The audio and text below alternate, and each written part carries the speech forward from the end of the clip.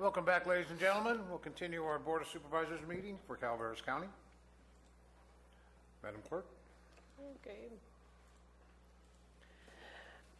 This item is from the Administrative Office to receive a presentation by the Calaveras Wine Grape Alliance and providing the 2017 Harvest Report.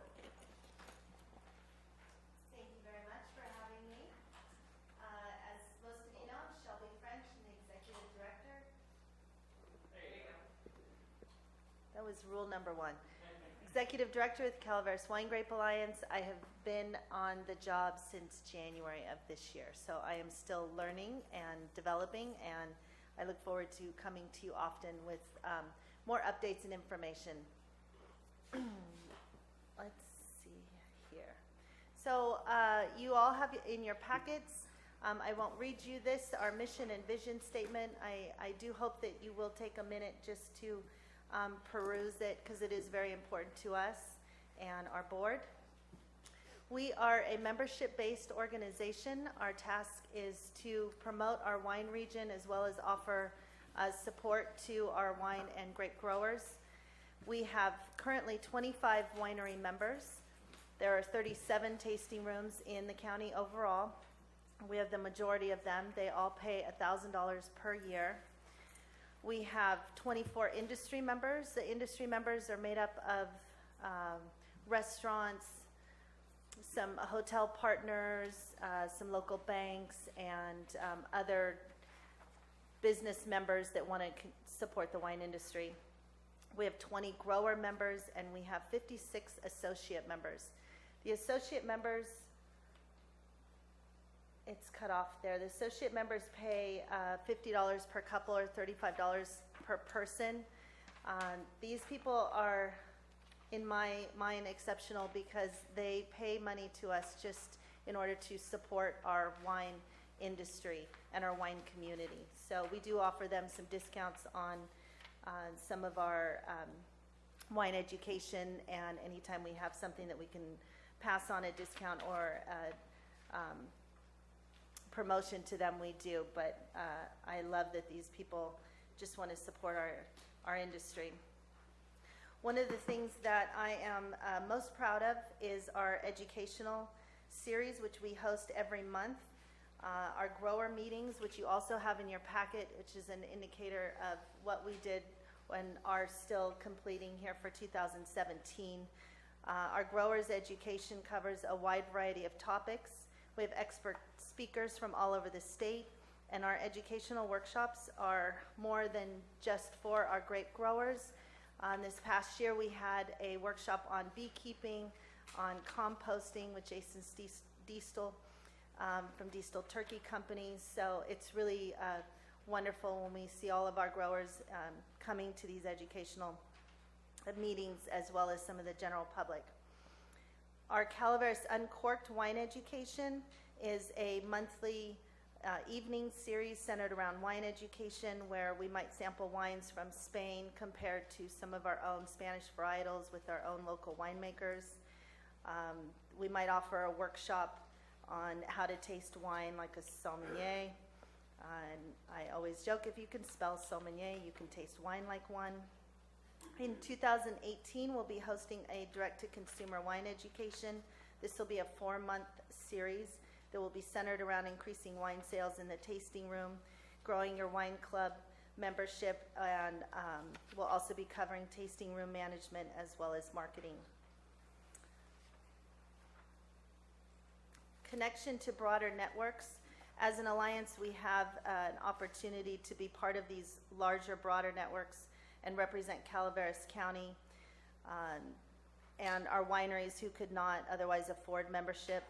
The CWA shares those benefits and dispenses the resources and information obtained.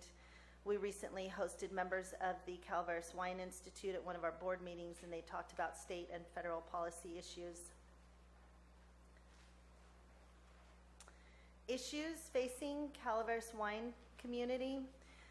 Automation.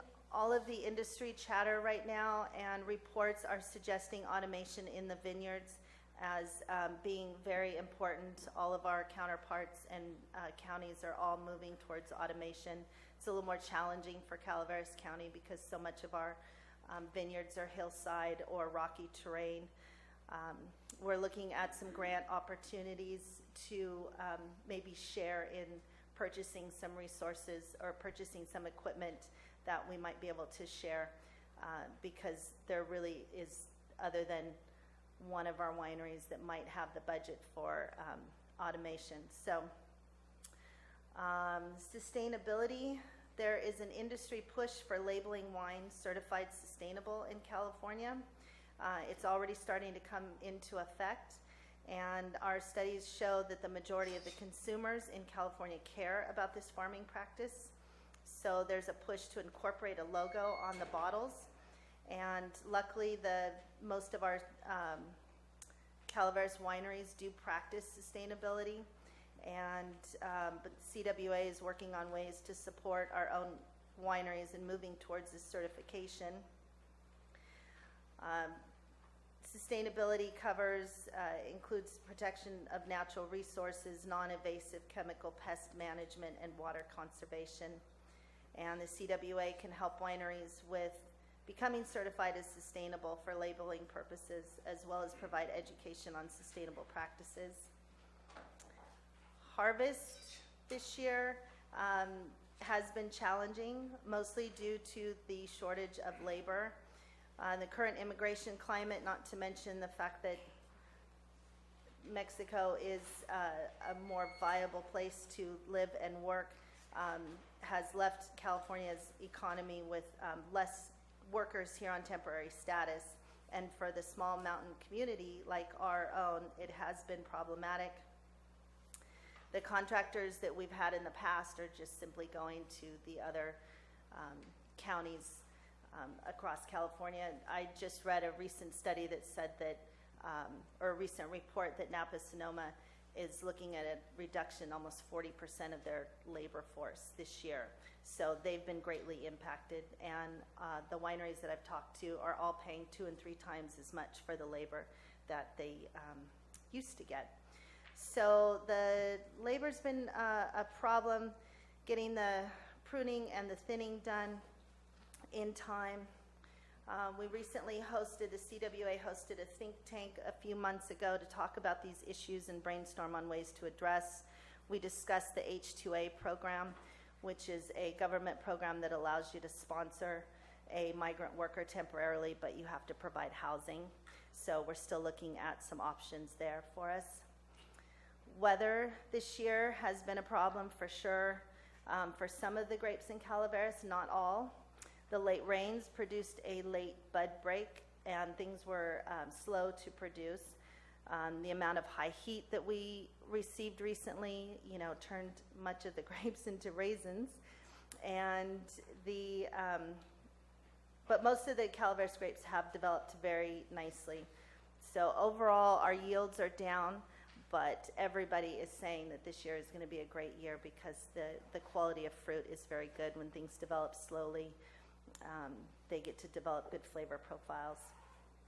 All of the growers I talked to said they have less wine to produce, but it's going to be a great vintage. Most of the problems the growers faced this year were due to labor shortages. As I mentioned, when we couldn't get the crews in to do the trimming or thinning early in the season, and then right around that time of temperature decline. Our growers are paying twice as much. I should just read and not go off the cuff. Economic impact. This is what I really had hoped to bring to you this today, and to be honest, I've had a hard time getting a lot of good figures for you. I did talk to our county ag commissioner, and 2006, the ag report, which I think will be presented to you in a couple of weeks, shows the $2,765,000 value on 700 acres. That's up $542,000 from 2015. That's our county crop report. I contacted my peers in Lodi and elsewhere, and basically the figures that they have regarding the economic impact of the wine industry in their own counties, they paid dearly for. So nobody can really say how they derive at those economic impact figures. There's some formulas for figuring them out, and frankly, to me, when those formulas are applied, you get something extremely inflated. And I did get a report from Tom McClintock's office that you also have in your packet. It shows a $1.1 billion in annual economic activity, and that's related solely from the wine industry. I basically ran those figures and found how many wineries there were within Tom McClintock's in his district, and divided it by the 1.1 billion figure. And I came out to Calaveras County's wine industry as being responsible for $259 million of that figure. If that's the case, I deserve a raise. I did look and talk to some of our, that was a joke, by the way, some of our wineries, large wineries polled here within Calaveras County. I did want to mention 80 to 85% of those sales are done direct to consumer in the tasting room. Those are larger ones. Only 10 to 20% gets distributed outside of the county. So, but that was worth mentioning, because that economy stays in our county. Our small wineries, of course, are 95 to 97% are done in the tasting rooms.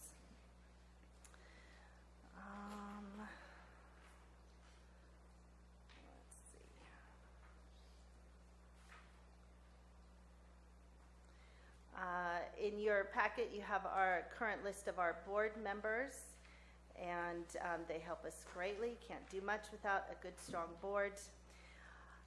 As I mentioned, our CWA is a membership-based organization that does not cover our entire budget, so we have to do a number of events and fundraising events. The first one is President's Day weekend, which is in February. It's a very popular event. We draw about 2,000 people, typically, that come up from the Valley and from the Bay Area. They spend $20, $25. They get a glass, a commemorative glass, and they get to taste wine at all the participating wineries.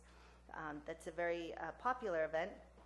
In May, we work directly with the fairgrounds, who support us tremendously by allowing us access to the wine and floriculture building to set up our wine and grape growing displays. And we sell wine by the glass, our local wines by the glass, over the course of that 4 days. This year, floriculture moved to another location on the fairgrounds, and so we had the entire building, thanks to our friends at the fairgrounds. And we were able to create an interactive display on sustainable winemaking and grape growing. And we also host, with the fairgrounds, the Sierra Foothills Wine Competition and blind tasting. This year, we launched our first annual grand tasting event. That was on the eve of the fair opening on that Thursday. We did that in partnership with our friends at the Calaveras Chamber of Commerce. A $40 ticket bought you a collector's glass where you could taste all the gold-medaled winners and the best in show winners with the winemakers, meet the winemakers, and we had an amazing buffet of appetizers. It was a great event. It was, hope to see all of you there. Our proceeds of the event went to both the Chamber and the CWA, and we look forward to growing that year after year. I would also like to mention the often overlooked wine competition that we do in conjunction with the fairgrounds. We invite 25 judges from all over California. They are wine buyers for Rayleigh's, for some of the larger wine merchants. They're wine critics, they're bloggers. And we host them with a winery barbecue.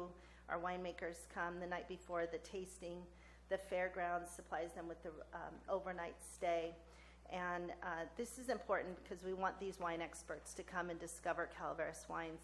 The wineries that I've spoken to all see an uptick in their sales when the results of the gold medal or the medaled winners are announced, from people wanting to taste those wines and to purchase. We host an annual summer vineyard tour where participants tour and walk various Calaveras vineyards with their own ag commissioner and various agricultural experts from UC Davis and beyond. This gives our growers a great opportunity to talk about various issues they may be facing in their own vineyards, or with particular varietals among their peers and experts in the field.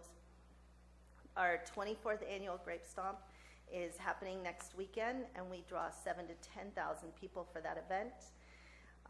This year, I discovered that our Grape Stomp is the oldest and largest Grape Stomp in the state of California, and immediately sent that off to Visit California, who has given us some editorial support.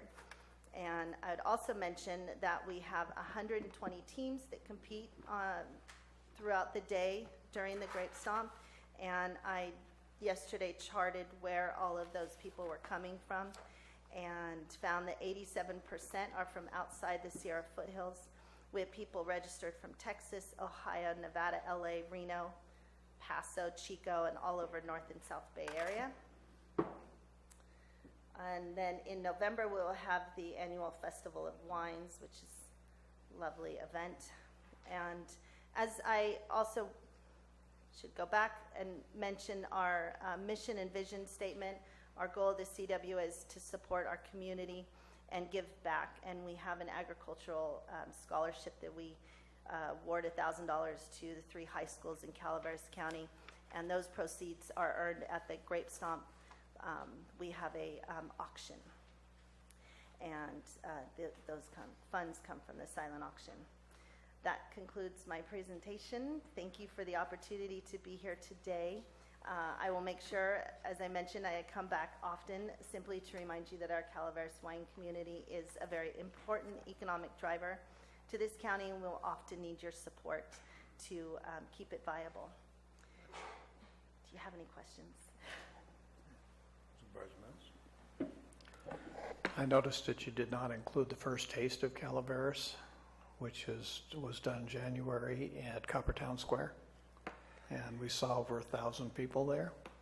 Yes, I am not involved in that event. So hopefully you can get together with Kurt with Tipsy Frog and Yes, Or so Carl, we I'm have sorry. actually been Carl. talking about that event, and I believe that they're moving it back over to, and I do work with Carl quite a bit. Good. So he was a tremendous help and asset to us at the fairgrounds with what we did there. So yeah, I just he's see a that wonderful resource. that January time window is a perfect time window to Yeah. bring Yeah. a lot of people into the county for that Yep, activity. Absolutely. And you also, I know we talked about this privately, about how elusive your wine production value really is. And no one can come up with a number. No matter whether you're in Lodi or you're in Napa or whatever, that it's very difficult to quantify what that number is. With the grape harvest itself, that's quite simple to do, but for the wine production, it's a whole different animal. Nobody really wants to share their revenue, their tax revenue. Nobody really wants to share some of their production numbers with me. I will mention, just in their defense, we used to be, as an organization, our membership was based on your production. So when I came on in January, it was a recommendation to the board that we reduce it down to $1,000 per member, because I couldn't quantify how much more marketing or promotional support one winery was getting just purely based on their production. So we lowered it down to 1,000 so that we can even the playing field a bit. But I know that was kind of a tricky one for me too. Not everybody wanted to give those numbers in production. So. If they were willing to give those numbers up anonymously to where no one else could see the number, you just had the tally, so to speak. Mm-hmm. That might be an option, but if it's a tough nut to crack, and if we can crack it, then it might open some opportunities for other wine areas in California to start to emulate how to do that. But I don't think we really have a good understanding of what the economic value is here. It is only just some type of a wide guess as to what it really is. Yeah, absolutely. And I can put together an anonymous survey. You know, there's plenty of applications for that, and ask them to give us that information under your guidance. And I can reference this meeting and these questions and this opportunity to really have some valuable information to present to our Board of Supervisors. So I think that's a great idea. Excellent. We'll do that. Thank you, Shelby. Thanks. Any more questions? Supervisor Garamendi? Yeah, Shelby, I'd just like to thank you very much and the Wine Thank you. Grape Alliance for coming and giving this presentation. And I'm especially happy that we're continuing to value agriculture in our county and people making a living off their land and producing things. And wineries are great examples of vertical integration. When you talked about the sales that are happening in this county, those are sales taxes that happen here. It also shows that, you know, we're taking it from planting the grapes all the way from putting it in a bottle and selling across the counter. So I really support what you're doing and appreciate the value that you guys bring to agriculture in Calaveras County. Thank you. Thank you very much. Ms. French, I have one comment, and it's one of concern.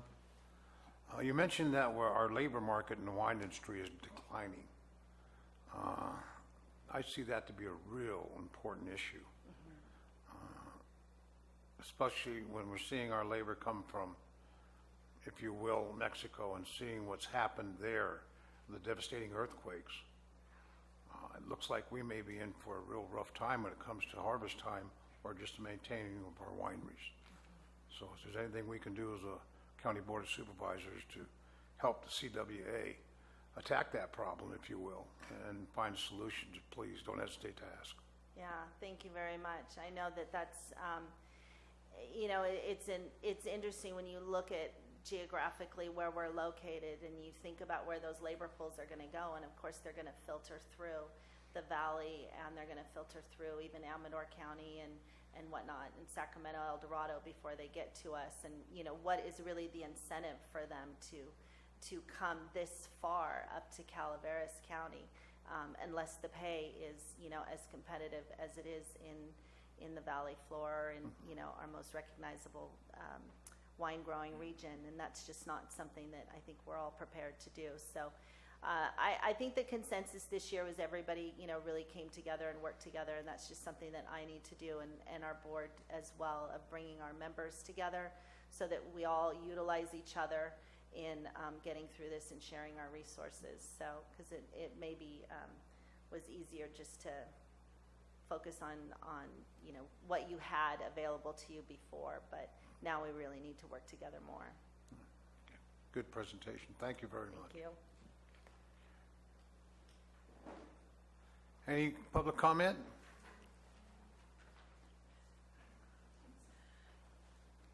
We'll race up to the podium. Stacy Johnston, CEO of the Calaveras County Chamber of Commerce.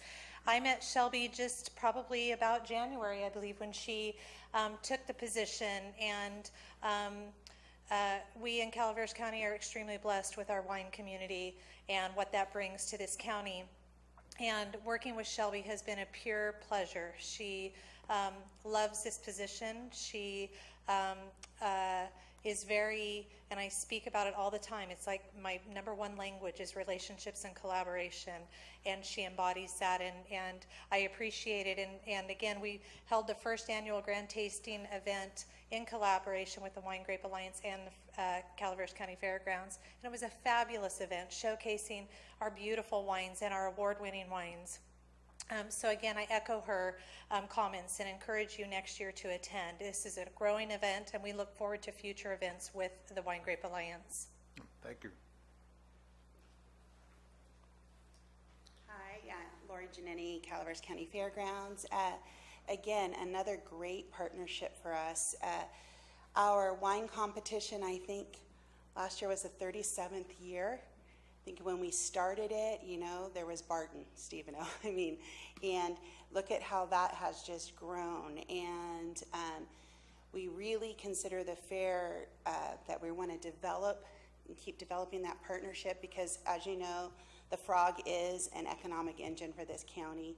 And we know from our research and data what our economic impact is. And if we can, through the fair, get people to see, you know, what a great wine region we have, and just not Murphy's, you know, we have wine partners in McCollum Hill and in other regions, and so it's really important to continue that relationship. And it's grown this year, and currently we're working on a project with CWA where we are applying for a specialty crop grant through CDFA, with the idea of mind of putting in a demonstration vineyard at the fairgrounds, which would be really great. and just keep expanding that program. So, and what I really appreciate about Shelby is the fact that she is, in her heart of hearts, a true agriculturalist, as Supervisor Garamendi has spoken to. She cares about it from the time it's planted, and she gives equal time to the wine grape grower as she does to the tasting room. And that's a really important, kind of farm to fork, only it's, farm to bottle, but a really, a really important aspect that sometimes in marketing, especially, you're always marketing that end product, but the person producing that product is even more important. So, again, we just appreciate CWA, and we have a lot of cross promotion with them, and they're a great organization. Thank you. You're welcome. Further public comment? Yeah, good afternoon. I'm Kevin Locke, owner of Locke Vineyards. Just want to echo the comments about Shelby. She's done a great job since she's been here. I think the Wine Alliance and Association very important to what we do here. I do want to talk about ag tourism, and I think if anybody's watching the news this weekend, they saw that Sacramento had a Farm to Fork festival, 5th annual, so it's fairly new, but it drew over 60,000 individuals. This is an integrated event that has not only farms, food, and wineries. And I think when we talk about the wine industry, we need to be thinking about that as an integrated approach.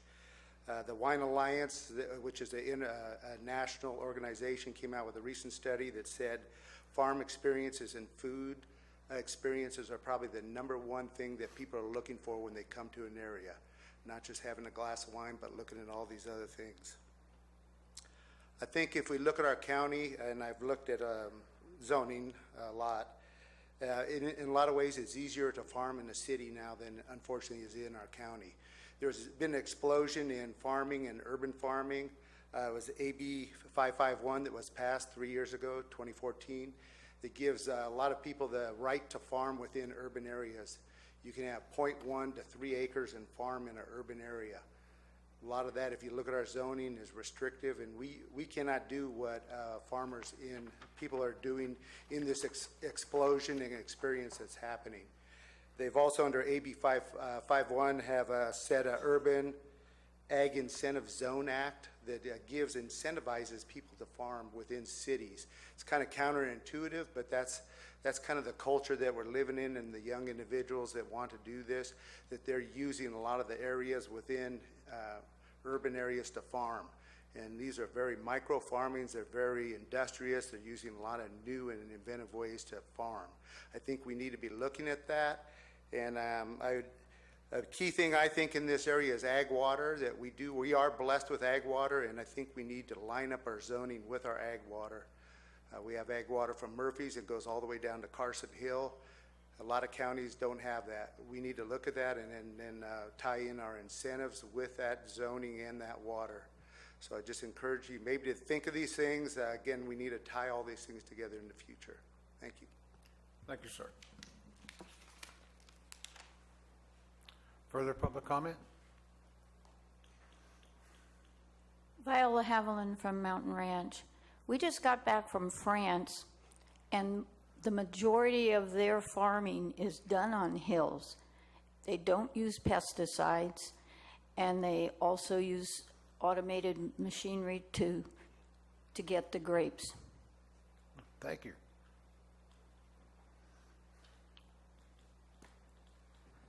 Bill McManus.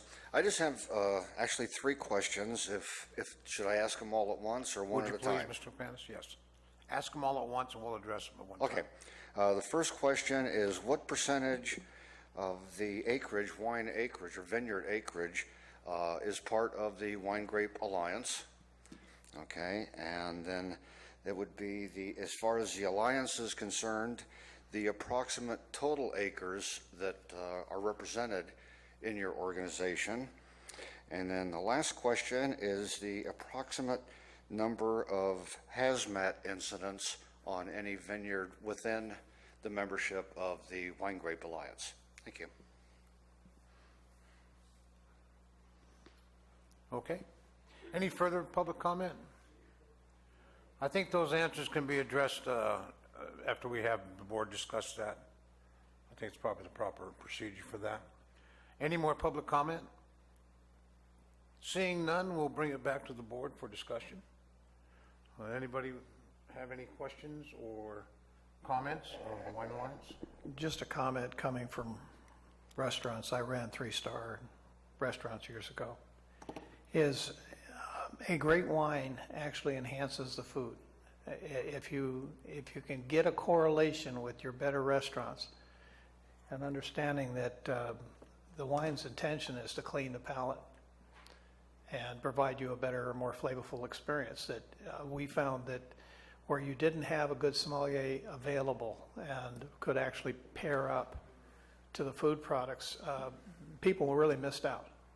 And so for those of you that kind of understand what that is, that's really a marketing niche that needs to be exploited in Calaveras County, is how do you get the restaurants to buy into that whole process of enhancing the experience of the food that's being used.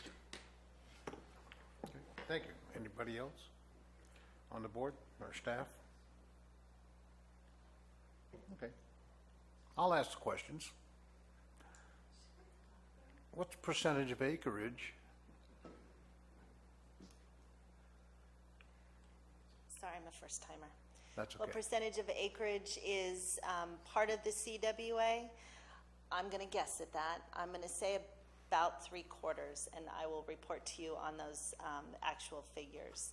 But I know that we have great representation from our growers, so I think the majority of them are members of the CWA. I do not know of any hazmat issues related to the CWA. I will ask that of my board and membership as well. And the third question was how many acres in Calaveras County? When I talked to Kevin Wright, he has, the figures that I have received in the past have been 900 acres in Calaveras. He said he's actually bringing that down when he presents to you to about 700. So I'm not sure why that is. I think it's just maybe it was just a guesstimate at some point. He did mention that some of the vineyards it's winemaking and grape growing is very, very expensive. So I'm sure you've seen some of the vineyards in Calaveras County that are just sitting there and they've just gone, they're just gone. They're just not being tended to. So that was his comment for why he had reduced it down to 700. Thank you. Any further questions or comments by the board? This is a non-action item, information only. Thank you, Ms. French, for presenting so well. Madam Clerk. The next item is from Public Works, to authorize the Director of Public Works to advertise and award a traffic and engineering study to evaluate potential impacts of a road capital project to improve vehicular and pedestrian circulation and safety in the vicinity of the Valley Springs Elementary School. Good afternoon, Mr. Krovitz. Afternoon. Afternoon, Board. Jeff Krovitz, Public Works.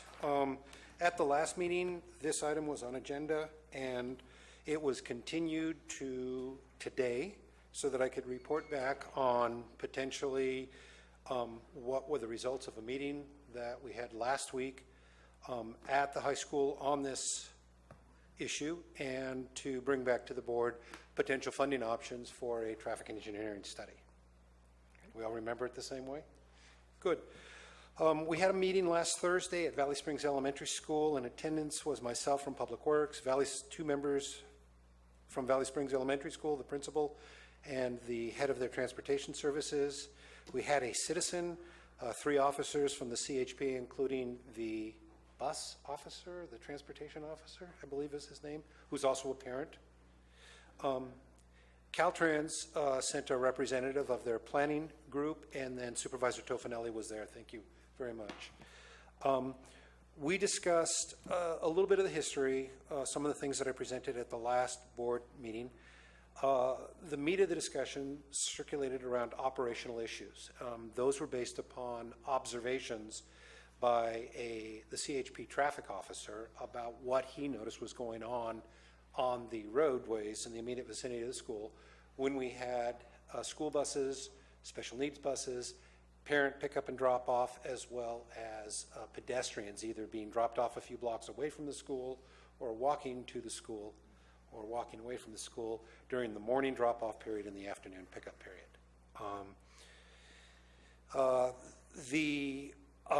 The operational issues indicated that since the CHP had done their observations late summer after school had just started, that many of their suggested improvements had been taken on already by the school that had resulted in some improvements to operations in and around the school. Those types of improvements included relocation of a special needs bus to get it out of the traffic way, trying to get the parents more aware of what's legal and what's not legal, meaning that it's not okay to stop in a lane of traffic, shut off your car, get out of your car, go pick up your kid, walk them back, and then get back in your car again because it blocks up the street. And we talked about, in addition to that, what types of short-term improvements we could do within our various jurisdictions that would bring immediate improvements out there. And that included a post-meeting tour of the immediate vicinity. So what we've come up with in terms of short-term improvements is continue to make changes and to inform the parents of the changes that we're making in the operations. In terms of roads, I've got some brush to trim, some painting to put down, and some directional devices to mount that will help essentially keep vehicles in their own lanes. And we think that will reduce some conflicts and move more traffic through. And it's an immediate improvement. It doesn't change capacity. It doesn't change functionality. I'm not doing any mandatory signage changes, so I don't require immediate studies to allow that to occur. Those that fall under regular maintenance type of an issue. We also talked about the long-term project in terms of what it would take to hopefully get a more positive solution out there for the long term. We talked about improvements, street frontage improvements that would include a bus loading and unloading zone. We talked about curb, gutter, and sidewalk for crossings with related street improvements in terms of upgrading the pavement sections out there because they're relatively old and they haven't been rehabilitated since they were put in, really. They've been maintained but not rehabilitated. We also tossed around ideas about alternative routes, ways to get the buses completely out of the circulation pattern onto school campus. Those all had problems with them, geometric problems in terms of turning radius, width problems in terms of aisleways for buses to pass off the street and then back onto the street. And we talked about other options for potentially temporary modifications out there as an experimental basis to determine if we could actually do permanent solutions that would have a long-term and lasting impact out there. In terms of the long-term project, this would be a major CIP. You saw that my 3-hour effort at estimating the cost for a curb, gutter, and sidewalk and a loading and unloading zone without a very extensive look at what would need to be done for drainage out there could easily run in the $4 million range for those 2 blocks, or actually 3 blocks of street. In the past, we've been non-competitive when we're going after grants within the Active Transportation Program, which tends to reward urban areas that are what are called complete streets projects. We're kind of an urbanized area in a rural county trying to do a complete street project. We do not compete as well as these types of complete street projects in a highly urbanized area. So we've got to figure out ways that we can compete on footings with more urbanized areas. The good news, of course, is that, and we'll talk about this more at the next budget item, on the next item on agenda, is that there will be an increase in the formulary distribution of ATP projects within that program as a result of the competitive side of SB1. And I'll talk about this a little bit more in the next one, but there's approximately $100 million per year statewide going into this particular program, which is it's not a massive increase on a statewide basis, but it is significant. And of that 100 million, a portion of it is formulary. And we'll, again, when we get into the SB1 in the next discussion, we can talk about that some more. So our next steps that I've talked about, I met with Amber Collins, the Executive Director of the COG, and she is putting together an RFP for a professional services and engineering firm to help with the preparation of the ATP grant application to make us competitive. And within that, we are going to put in engineering traffic studies enough that we could have a document that would allow us to actually potentially change the direction of streets from a two-way to one-way, to actually eliminate certain parking spaces if that would really help, and to have knowledge about if we do changes within our designated roadway, what do we think will be the predicted impacts when we are extremely congested at pickup and drop-off times. So that would be incorporated into the professional services agreement for the grant application. We still need to have a project that would be part of our capital improvement program. This project has been added as an unfunded capital project within the draft regional transportation plan, which is coming in front of the COG Council and will be coming in front of the Board of Supervisors on October and November timeframes. So this project is listed within that larger county-wide framework. I also have this project listed in the presentation scheduled for October 10th on the current capital improvement program within Public Works Department, but it is not yet approved. So all of these things will help.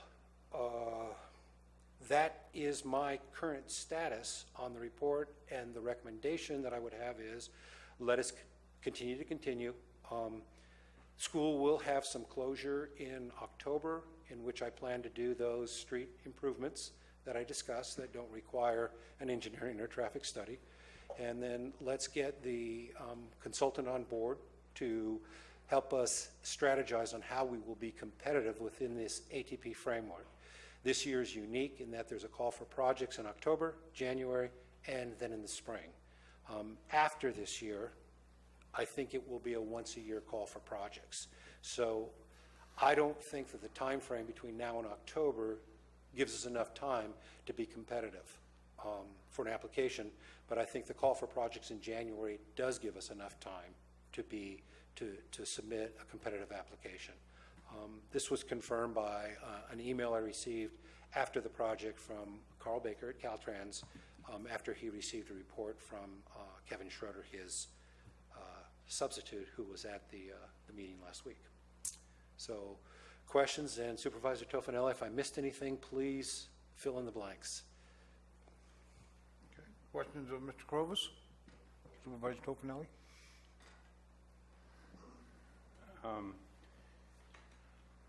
So what we have here before us, where you're calling for $10,000 to $25,000 for a traffic and engineering study, you haven't identified any financing for that. So your identification is through COG and the COG board to provide that funding? The intent would be I would work with the COG board to include the scope of work for the traffic study within their professional services agreement. Mm-hmm. And if it fit within their budget, which is a $10,000 to $12,000 budget for the application and the traffic study, if it costs more than that, then I can come up within my budget of an additional $4,000 to $6,000 within my signature authority to be able to make this a complete effort. And the time frame you're speaking of in order to get that? She Moving indicated to forward. me that she was moving ahead with the draft. The draft RFP? The draft presented to RFP. COG board in October's meeting? Yes. Okay. Okay. No, I think you covered pretty much all that we talked about. There were some discussions on temporary things or projects that we could look at, such as making one block right now is one way, but making 2 blocks one way for a week or so to see if that changes anything moving forward, moving the traffic forward, or even making a one-way all the way down Pine. There was a discussion on making it 1 lane and using part of it for parking on one side to see if that changes the scope of anything.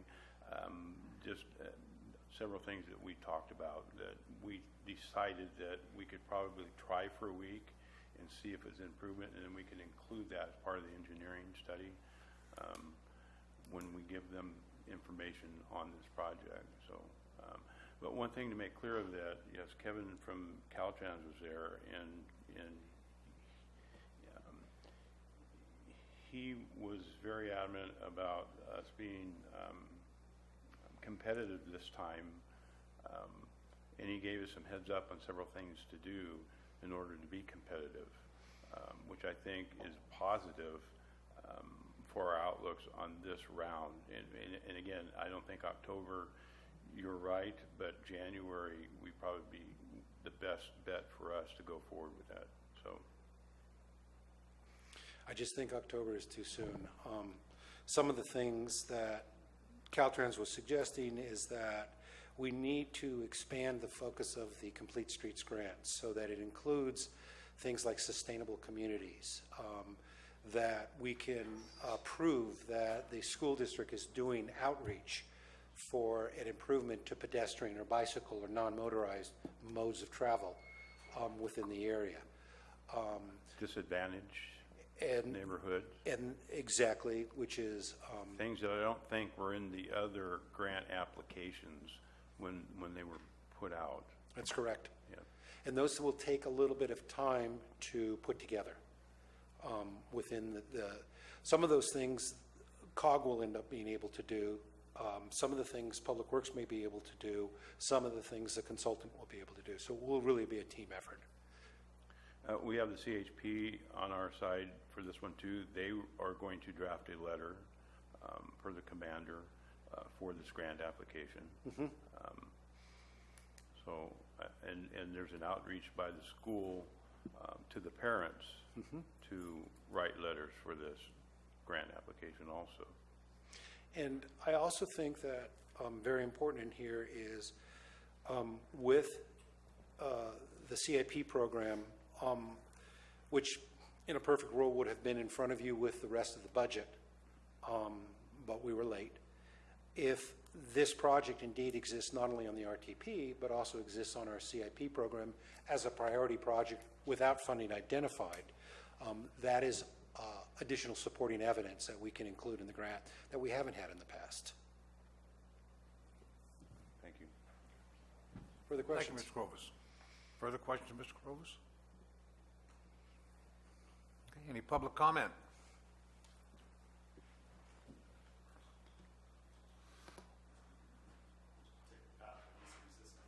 Mr. Stopper?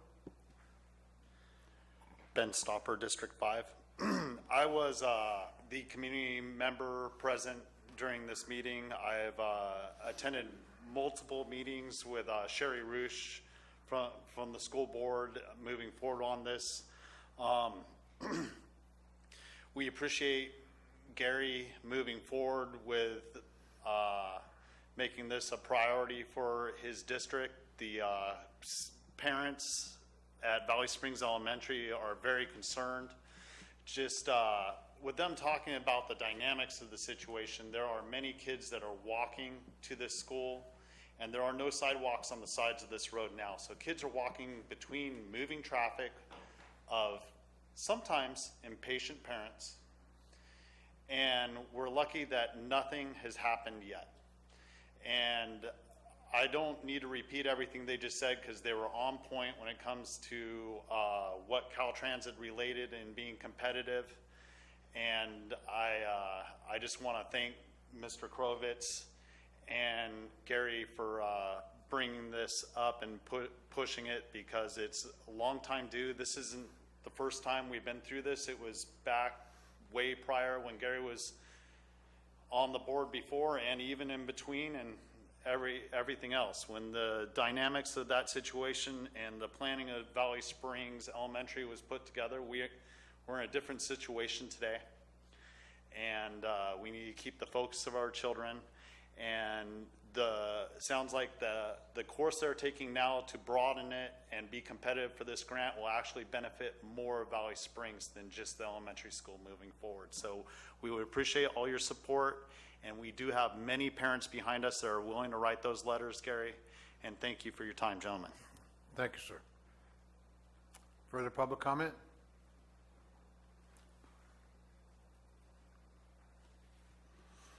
Oh, okay. Bill McManus, Hanford Hill. Just want to say that when it comes to the safety of kids, there is no good reason not to do it. Those are our most precious, the most precious things in the world are our kids. Anything we can do to keep them safe, we need to do it. There's no good reason not to. As far as, I'm sure that, there's a lot of traffic experts out there and all that. I live in District 3 and had 2 children attend the local schools there, all the way from elementary up to high school. There were some very unique solutions that came about to handle traffic and getting kids off to school or into the schools in combination with buses.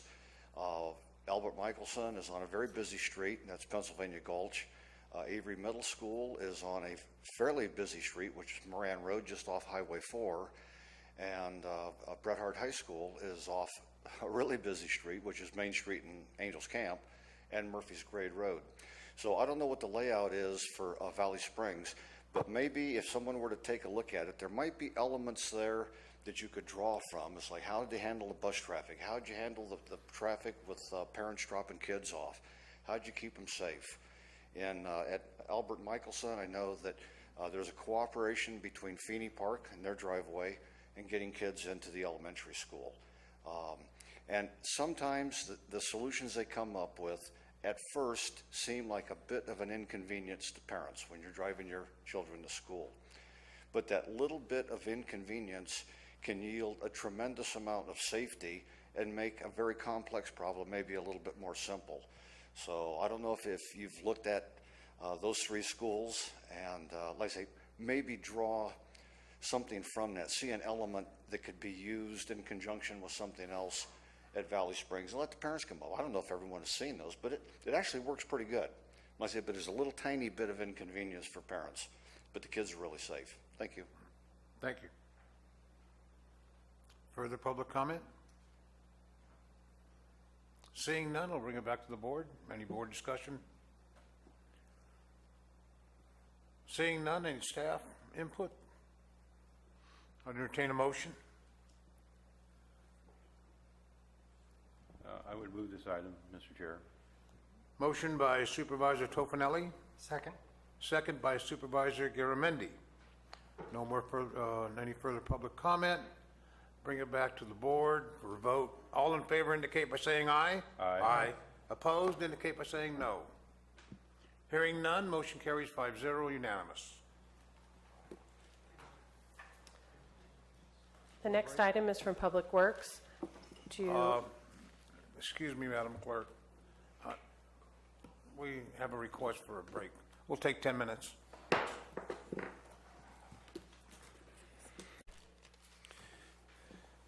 Thank you, ladies and gentlemen. Madam Clerk.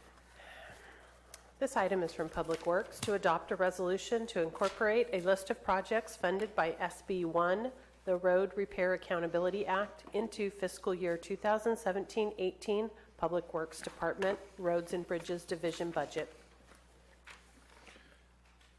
Mr. Krovitz. Thank you, Jeff Krovitz. Again, the Road Repair and Accountability Act of 2017 is the first major funding for transportation programs for local governments, and some people say 20 to 30 years. Notice that this time it's called road repair, and accountability is the title of the bill. This was passed in April of this year. So today's goals, I want to give a quick perspective and program overview of SB1, the process that we go through for the process we do to get projects brought forward and executed. Where is the funding and how much is the funding? A few more specifics on criteria for SB1, and then hopefully today we can get a resolution for an adoption of our first, Calaveras County's first SB1 list of projects. Okay? So SB1 was passed again and signed by the governor into law in April of 2017. There have been 2 or 3 amendments since then to try to fill some of the gaps in the legislation. It's a $5 billion per year program for the entire state. Approximately 50% of it goes to Caltrans for state highways, and the other 50% goes to local agencies. The funding to the cities and county are both formulary and competitive. And what I mean by formulary is it's based on population, number of lane miles, how many state highways there are, all kinds of different criteria for the formulary portion of it. And when I talk about the competitive portion of it, that's what I kind of mentioned earlier, is that there's a series of new and enhanced existing grant-funded programs that are competitive, that are coming. So if you look at the slide up there, under the formula side, this is existing formula distribution of which SB1 adds to these programs. You all heard about the State Transportation Improvement Program. That's where all the cities and counties in the state bring their projects up to the CTC. Those are mostly capital projects, local streets and roads, local funding for maintenance and rehab, state transit assistant funds. That's pretty much grant funds that are competitive, and formula for transit, as well as staff capital. That would be replacement of buses, building of bus shelters, building of maintenance barns for large transit systems, that kind of stuff. Under the competitive side, which I'm not dealing with today other than this half of a slide, is that the active transportation program that I mentioned earlier, dealing with Valley Springs Elementary School, has a series of complete streets grants that used to be safe routes to schools, railroad crossings, all kinds of stuff. There's an additional $100 million going into that side out of the $5.24 billion. Remember, the $5.2 billion, about half of it goes to the state, half of it goes to locals. Another $100 million gets taken off of that half and moves into the competitive side for that. So the side that we're talking about on SB1 is the formulary side going to cities and counties, and specifically what formula portion is coming to Calaveras County over the foreseeable future as a result of this new legislation.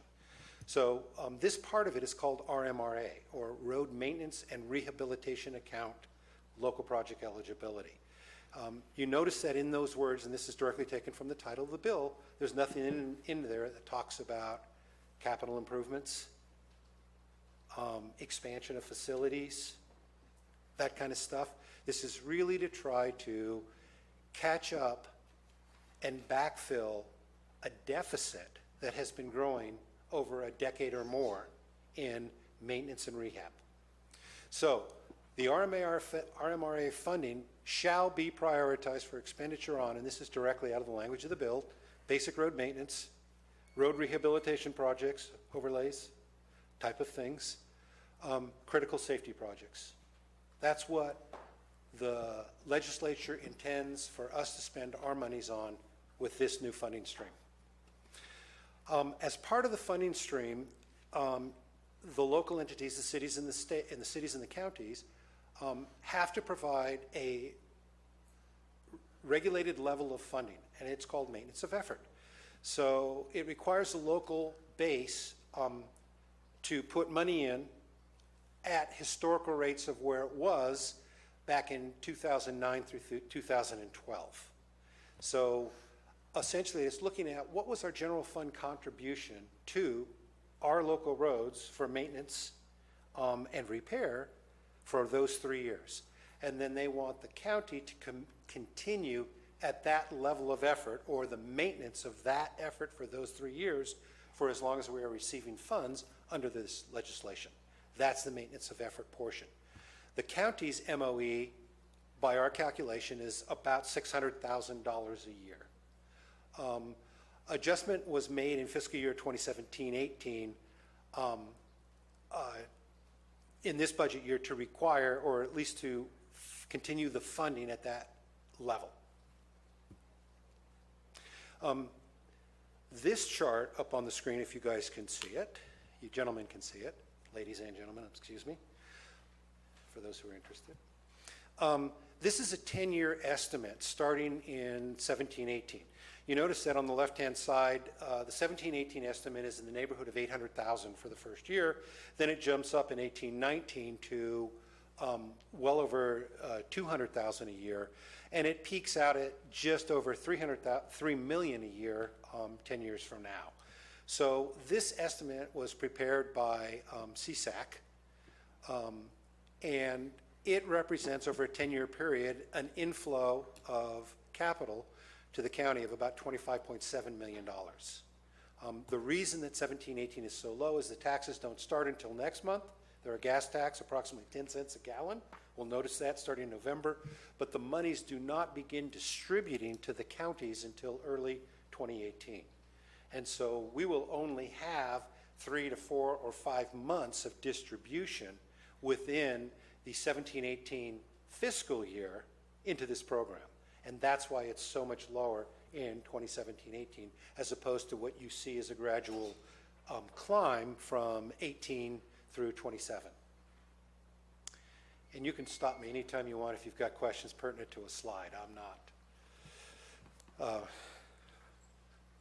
Anyway, so some of the existing funding, I wanted to give a feeling for what we're talking about. If you look up on the chart on the wall, the green represents funding from HUDA, or Highway User Tax Account. The yellow represents funding from LTF, Local Transportation Funds.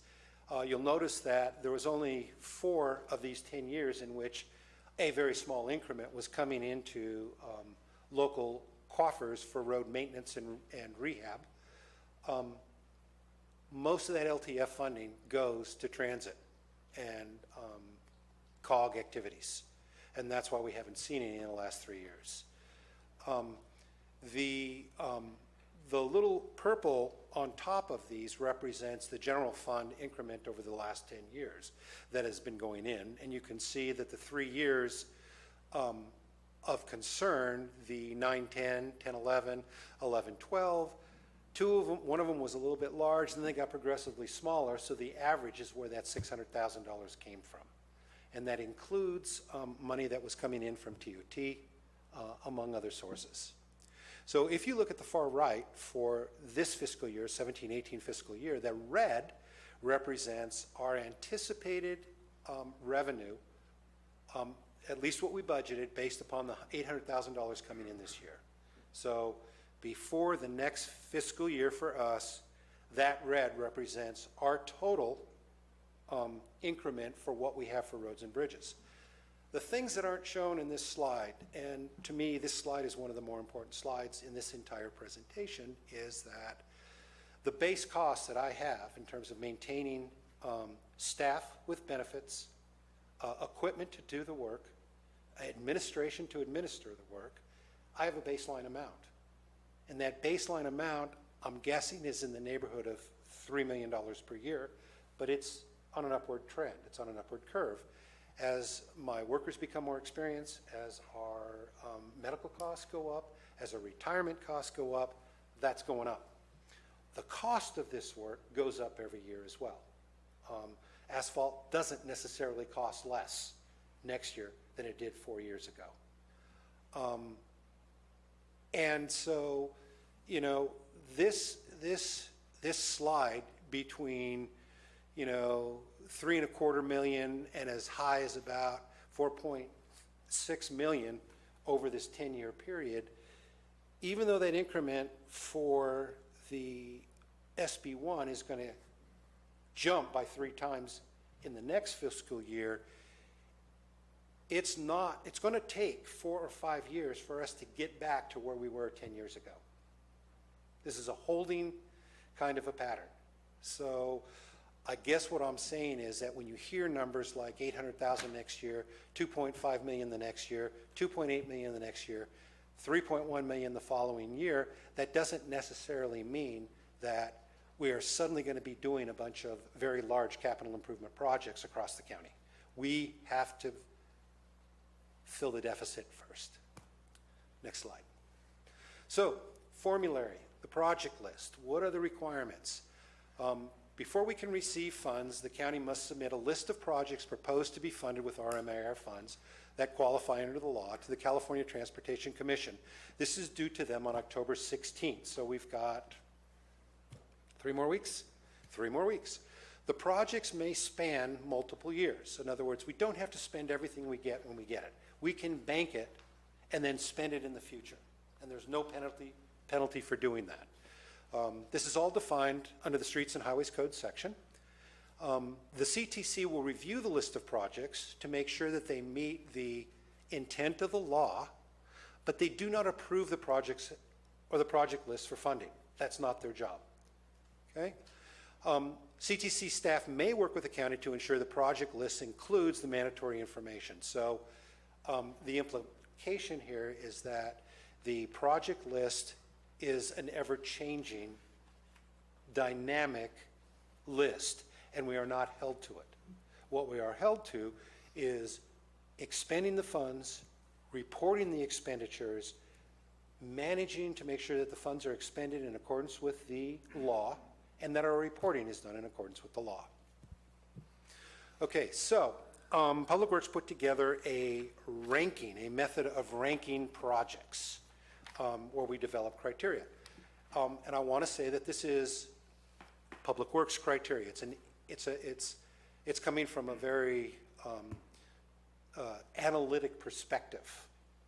Okay, and so the first thing that we did was developed what we considered to be the 6 highest criteria for evaluating the value of a project. And the criteria that we listed were first, risk and liability, or what are we doing to protect public health and safety? That has to be our first. Next was the potential for continuing significant damage to existing infrastructure if this work isn't done. So there's kind of what is the threat to the public and what is the risk to the value of our infrastructure if we don't do these projects. So we call that the threat, the risk criteria.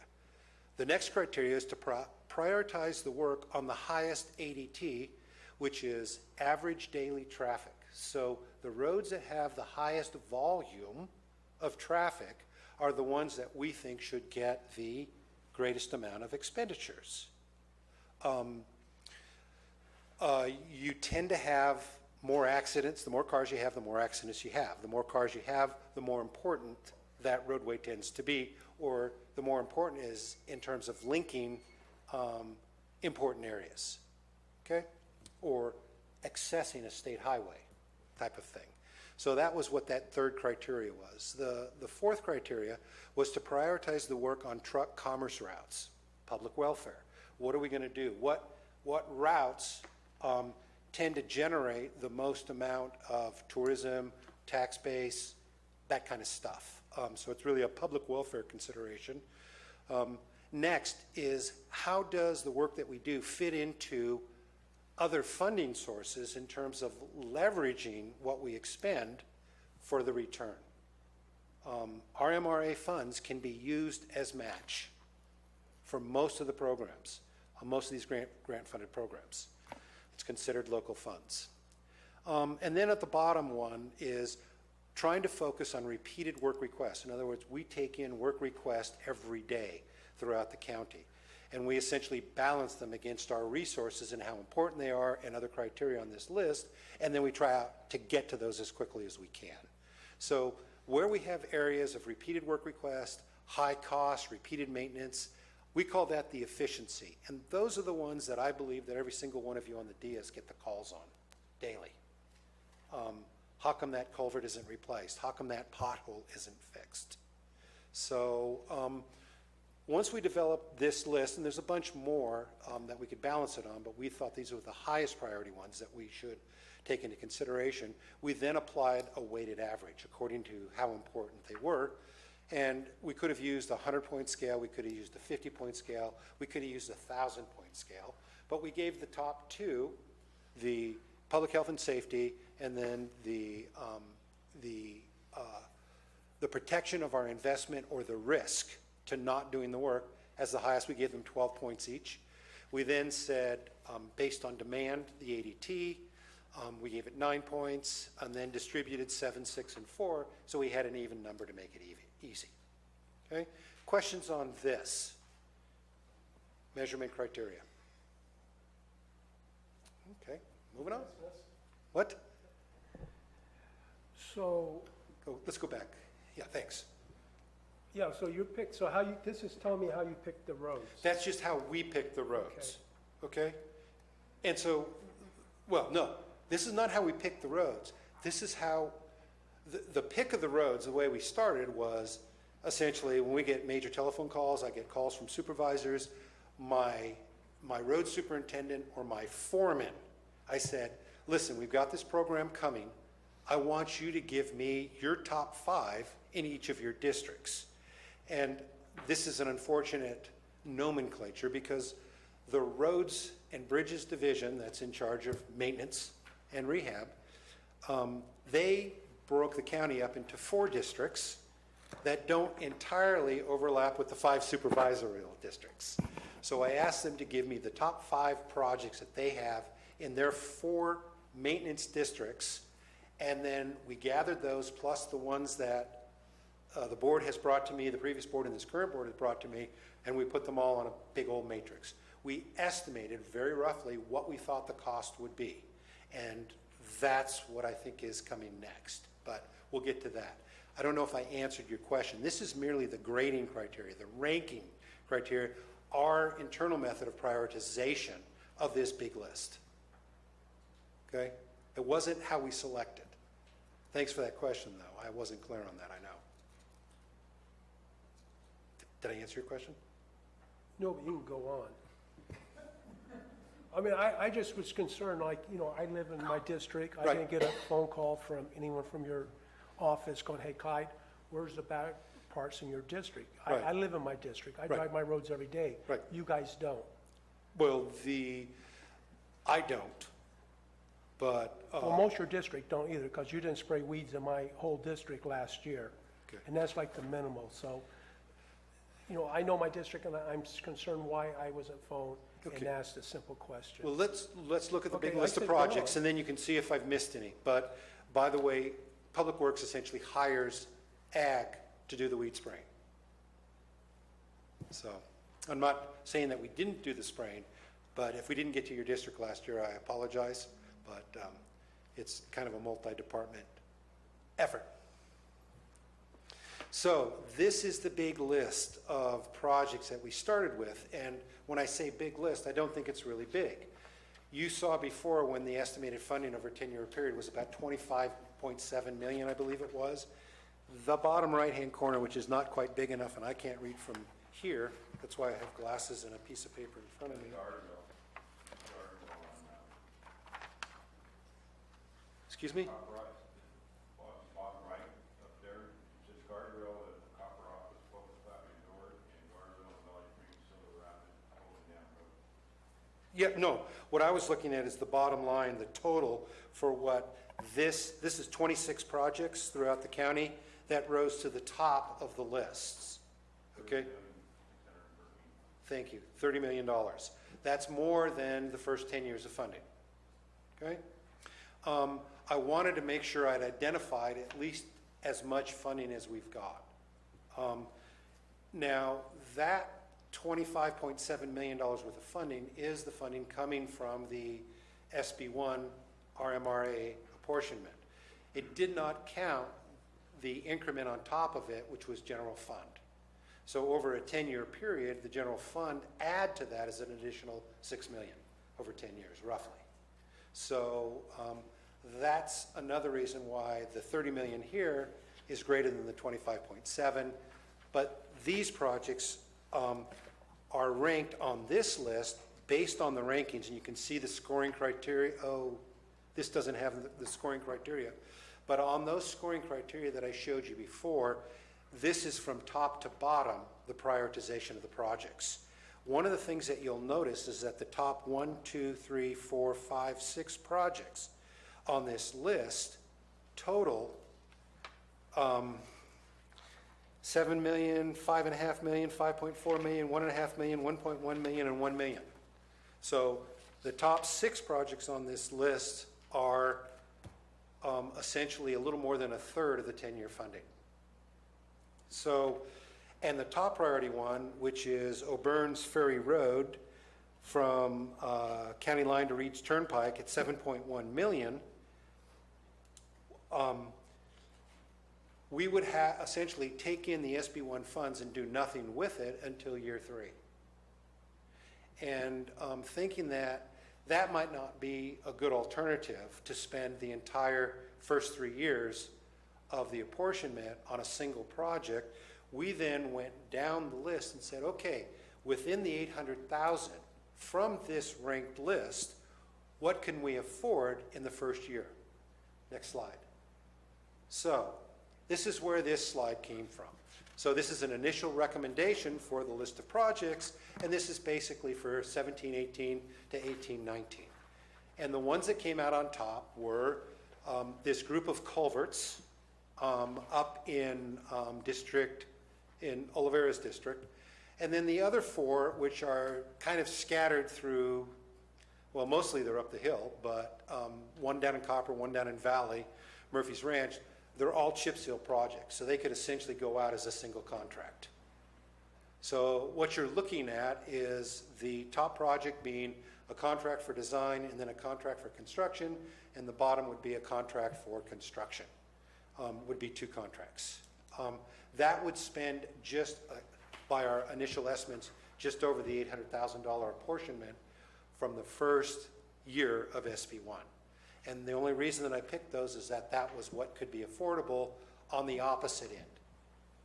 Take your top ranked project, wait 3 years and do it, come down and fund as many different projects as you can the first year, and then go back to the rest. So I was trying to give the board bookends of Public Works' thinking on this funding program. Questions on this?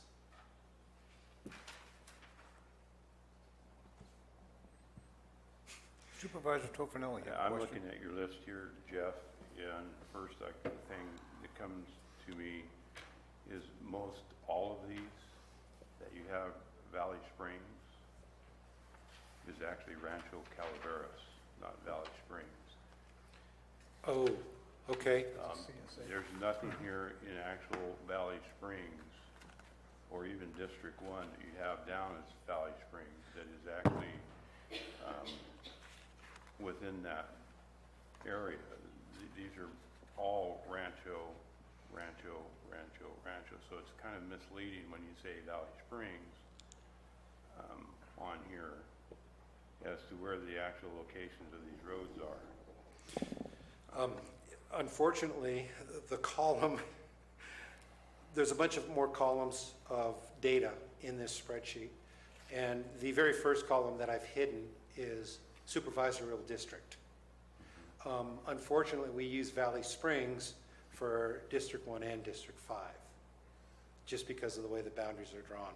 I apologize for that. There are other items on here that, you know, the first thing that really jumps out at me, and I think I sent you an email yesterday about it, is of the first round of funding here, we're spending 70% up the hill. When there's other projects on this list that are down the hill here that could fit into those projects. You've gone down almost to the bottom on one of them. I think, and it may be different sentiments from the other supervisors here, but I think it needs to be spread out amongst the districts. Okay. The funding needs to be spread out amongst the districts. Down in the lower half, I mean, we've expended funds here recently in District 3 for a bridge. We've expended funds over the course of last winter for snow removal. We'll be spending funds for snow removal up the hill. We don't do any snow removal down here. So those are some of the funds on your chart that you were talking about that are being expended that are not being distributed to the other districts. And I think when you go to look at this, you need to consider some of that stuff when you make out what your priorities are on distributing funds. Okay. So, I'd like to respond to that, if I could, Mr. Krovitz. Let's go to your priority list. If I remember correctly in your presentation, that this was done on the severity or what needs to be done from the list compiled from your street managers? In other words, are these projects the worst condition projects that we can fix within our budgeted means? Not to argue, Supervisor Tofinelli, but how do we determine that this was a priority? well, unfortunately, the prioritization that I presented to you a little earlier brought projects to the top of the list that wouldn't allow us to complete for several years. Okay? If this board agrees that the number one project is the rehabilitation of Burns Ferry Road, then we will plan that one for 4 years from now. Okay, but the But, so criteria then, is, going back and then going down the list, based on the ranking that I showed, and we can change that ranking, we can change the weighted average for any of those in any way that this board deems fit, would completely change the order. We just went down the list and said, okay, what is the highest ranked project that we could fund with this $800,000 next year? Okay? And the highest ranked one was the culverts on multiple roads up in your district. And those 4 locations are culverts that are at the very end of their useful life. If we get another winter like last winter, I would expect 2 of these to collapse in the way that we lost 2 roads. We actually lost more than that last winter. Okay? The culverts are rotted at the bottom. They're leaking down and they're flowing at the bottom of the culvert.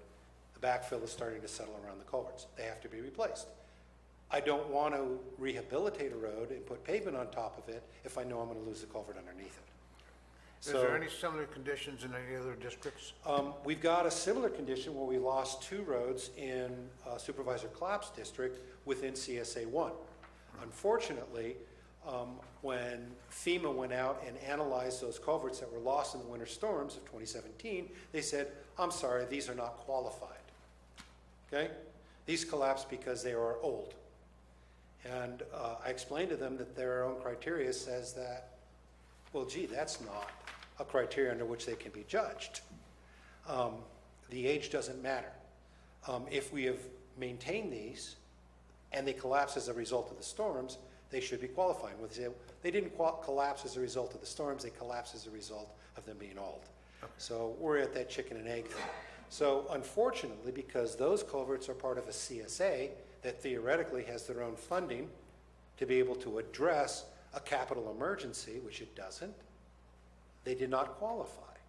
But those are culverts that still need to be replaced. Those roads are closed because it's unsafe to put the traveling public on them.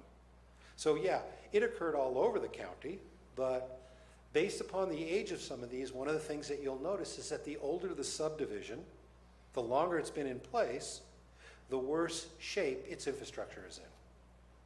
Okay, that explains it. Thank you. Supervisor Garamendi? Yeah, thank you, Jeff. This is an exclamation point to the fact that we need to come up with a CIP that this board approves so we have a plan. Okay. Short of that CIP, we've got this list in front of us, so we've got to make some decisions in the next 3 weeks. Our CIP that we've all approved. This board's reviewed with you. These districts are all distributed equally by population. I understand that there are different needs, but 70% of these funds are going to District 3 In year one, in year one. in year one. Right, in year one. I recognize that certainly when I look at my district list, a lot of these roads are going to be rebuilt as soon as we get the Butte Fire project manager on board and get that underway. But there are other roads that are suffering that are in my district as well, that are a result of wear and tear. Projects like Harbor Road that we've been seeking funding for and working on. But I just can't go along with this list that Okay. is so clearly unequal and, in my opinion, arbitrary. I wasn't asked about my district. I wasn't presented this prior. My opinion's not part of this. So I've got a formula that you guys have come up with that we certainly weren't a part of. Okay. So, certainly I would recommend that we circle back. We've got another meeting. We've got 2 weeks. Right. And we sit down and we sharpen our pencils and figure out, what are our priorities? What are our priorities in our district? And how can we spread things around a little bit more equitably? And I would definitely support that. The one thing I want to make sure of is that we're all speaking the same language.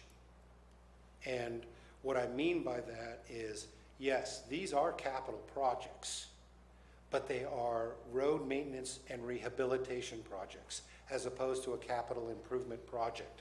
And when I bring you on the 10th, the capital improvement program, it makes it clear when we replace a bridge, that's a capital improvement project. It's a brand new facility at a given location. If I build a new cell at the landfill for solid waste, that's a capital improvement project. I've changed the facility. I've changed the capacity. I've replaced a piece of infrastructure with new, okay? This is road maintenance and rehabilitation. I understand. So essentially what I like to use in terms of the terminology is that a capital improvement project would be a bridge replacement, adding a lane, a turn pocket, a left-hand turn lane, a right-hand turn pocket, a new cell at the landfill, capital improvement projects. This is a works project, maintenance and rehabilitation. So that this is an increment of the total funding that I have available to the department for a works project. And so what we're attempting to do in the next 2 weeks is to come up with an initial list of projects that meet the criteria that we can send to the California Transportation Commission. That would be the equivalent of our ticket on the Hogwarts train in Harry Potter, station 9 3/4. That's our ticket to ride this program into the future for the next 25 years. I fully understand. So if the you difference want to in do, why. if you want to do it in a study session, if you want to do it 2 + 2 + 1 or 3 and 2, any way you want to do it, I'd be more than willing to sit down with you guys. I'm perfectly willing. So maybe what we're going to do today is continue, and then together we work to revise the prioritization or how we measure or what the projects are. Remember, I'm not bringing you a works project program yet. To me, a works project program for the Public Works Department would include the CSAs, the PRD. It would include the money above and beyond what it costs us to run our program, where we think we can do a 2-mile overlay on Pool Station, or we can do a 4 culverts on Hoover. Those are the things that we feel like we can do within our current program. So what this represents is, again, the ticket to Hogwarts to get the money. We can change this at any time. We're not under the gun that we have to do this in the next 2 weeks. What I need from the board is a resolution with projects that are meeting the program so that our place is held and our money is coming in. There's all kinds of things that are going to happen between now and when the money starts coming in next year. I understand. It's just been my experience that once we approve something on paper, that's the way it's going to be. Okay, so, and I don't see a again, lot of negotiation after that for this this is $800,000. meant to be a starting point, not an ending point. Great. Okay? Then we'll, Yeah, thank you, Jeff. And I don't think you're going to find when you meet with each supervisor or two, one, however, a study session, whatever, that we're not aware of a great amount of work that needs to be done on roads in our districts. And I'm not talking about capital improvements. I'm talking about road maintenance. Works. To keep them maintained now, just so in the future, we don't spend $5 million on repaving the thing because for 5 miles or whatever it is. Right. So, we're all aware in our districts what needs to be done. And so I look forward to meeting with you and having that discussion. Okay, so we will schedule that. Now, do you prefer to do it one at a time, or should I schedule 1 and 5 together? 2 and 3, 3 and 4? Well, Any way you guys want to do it? Well, what I like to is Gary and me are almost the same district. I mean, he has Burson Road, he has some roads, but my district drives through his roads to get to work. So with him and with Gary's district, my district, is on that side of the road's his, and on this side, but we're using the same roads. So with Gary, I would like to work with Gary. Okay. Because some of his roads are people in my district use all the time. Okay. To get, to work and shopping. Any other districts feel like they would like to be? Mr. Krovitz, I think Supervisor Mills and I would probably be the members of that second team, if you will, because of our adjoining districts and our Highway 4 corridor. Okay. Whatever happens on that corridor and district, and Supervisor Mills is going to end up in my district, so. Okay. You don't have any objections? Jack, I'll get you a lollipop. It's okay, Jack, you want to Supervisor join us? Tofinelli has offered me his moral support. D2's used to standing alone, we'll be all I didn't mean right. to throw you outside in the cold there, Supervisor, Supervisor Garamendi, but, Supervisor you know, Garamendi, district- I will reach you're out just to a you and long give you ways the away first from bite me. at the apple. Great, well, you might want to bring around your road crews too, since they know the roads very, very well. Absolutely, So maybe absolutely. the manager can join us. I and will make They sure- can tell us what we don't know. Yeah, I will make sure that when I meet with the various districts, we have the Yeah, I foreman and the still- road superintendent and the foreman from that district. Right, I mean, the guy with the shovel always knows More what's than we going on do. the ground. Absolutely true. Okay, that sounds great. Great. So moving on, I'm not quite done yet. Can I get something in before? Oh, Yeah, I've been waiting, but that's fine. I think what this board is dealing with, though, is years and years of deferred maintenance. And developing any kind of a capital improvement plan, whether it's for hard infrastructure or for simple maintenance, there has to be some degree of flexibility. We're going to have to find out, where are the immediate needs, and I agree, Supervisor Garamendi, that the road crews are going to be the best tool to tell us exactly what they've got out there, because they're the ones that are going to face the results. If we say, no, don't do that, and then that was the wrong move because they knew better and we didn't get their input, that's our mistake. So I think they have to be included in the discussion. I have roads in my district, and so do you. I refer to the song called Patches, because that's what the roads are, they're patches. But there are also asphalt roads now that are no longer roads, they're gravel roads, because they've just deteriorated because of years and years of neglect.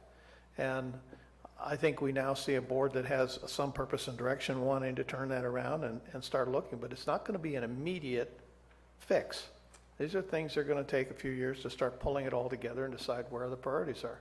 But you're right. You don't go out and overlay a road until you got the brushwork done beside it, and then you do the ditches to be sure you got good water flow. And the culverts. And culverts before you do the overlay. And sometimes I think we may have done it backwards over the years. And, it's just one of those things that it's establishing those priorities. So Well- I know you and I talked. Yep.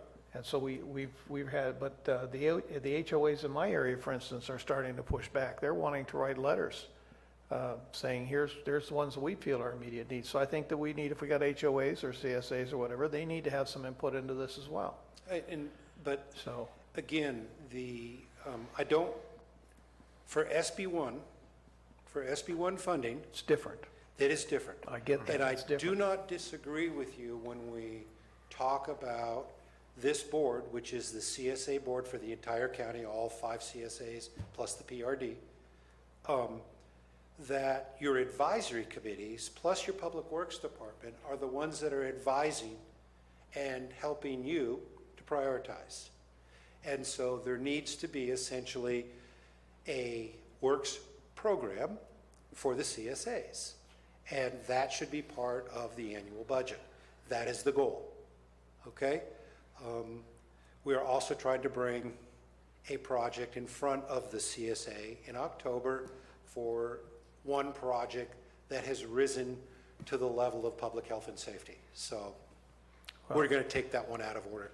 That's yours. Yes, allow me to continue, because I think the greatest challenge that we've had with our emergency declarations on roads is that we really need to be able to prove that they've been taken care of over the years, and without having that proof, that puts the monkey on our back, so to speak, in terms of cost recovery. So we just want to be sure that whatever we're doing is being able to be used, the most effective use of the money. And if the immediate need is to get a ticket punch to get on the train, so to speak, as you say it, then let's get that done, and then we can sit down and start going through this one by one and seeing where we feel that there's some agreement.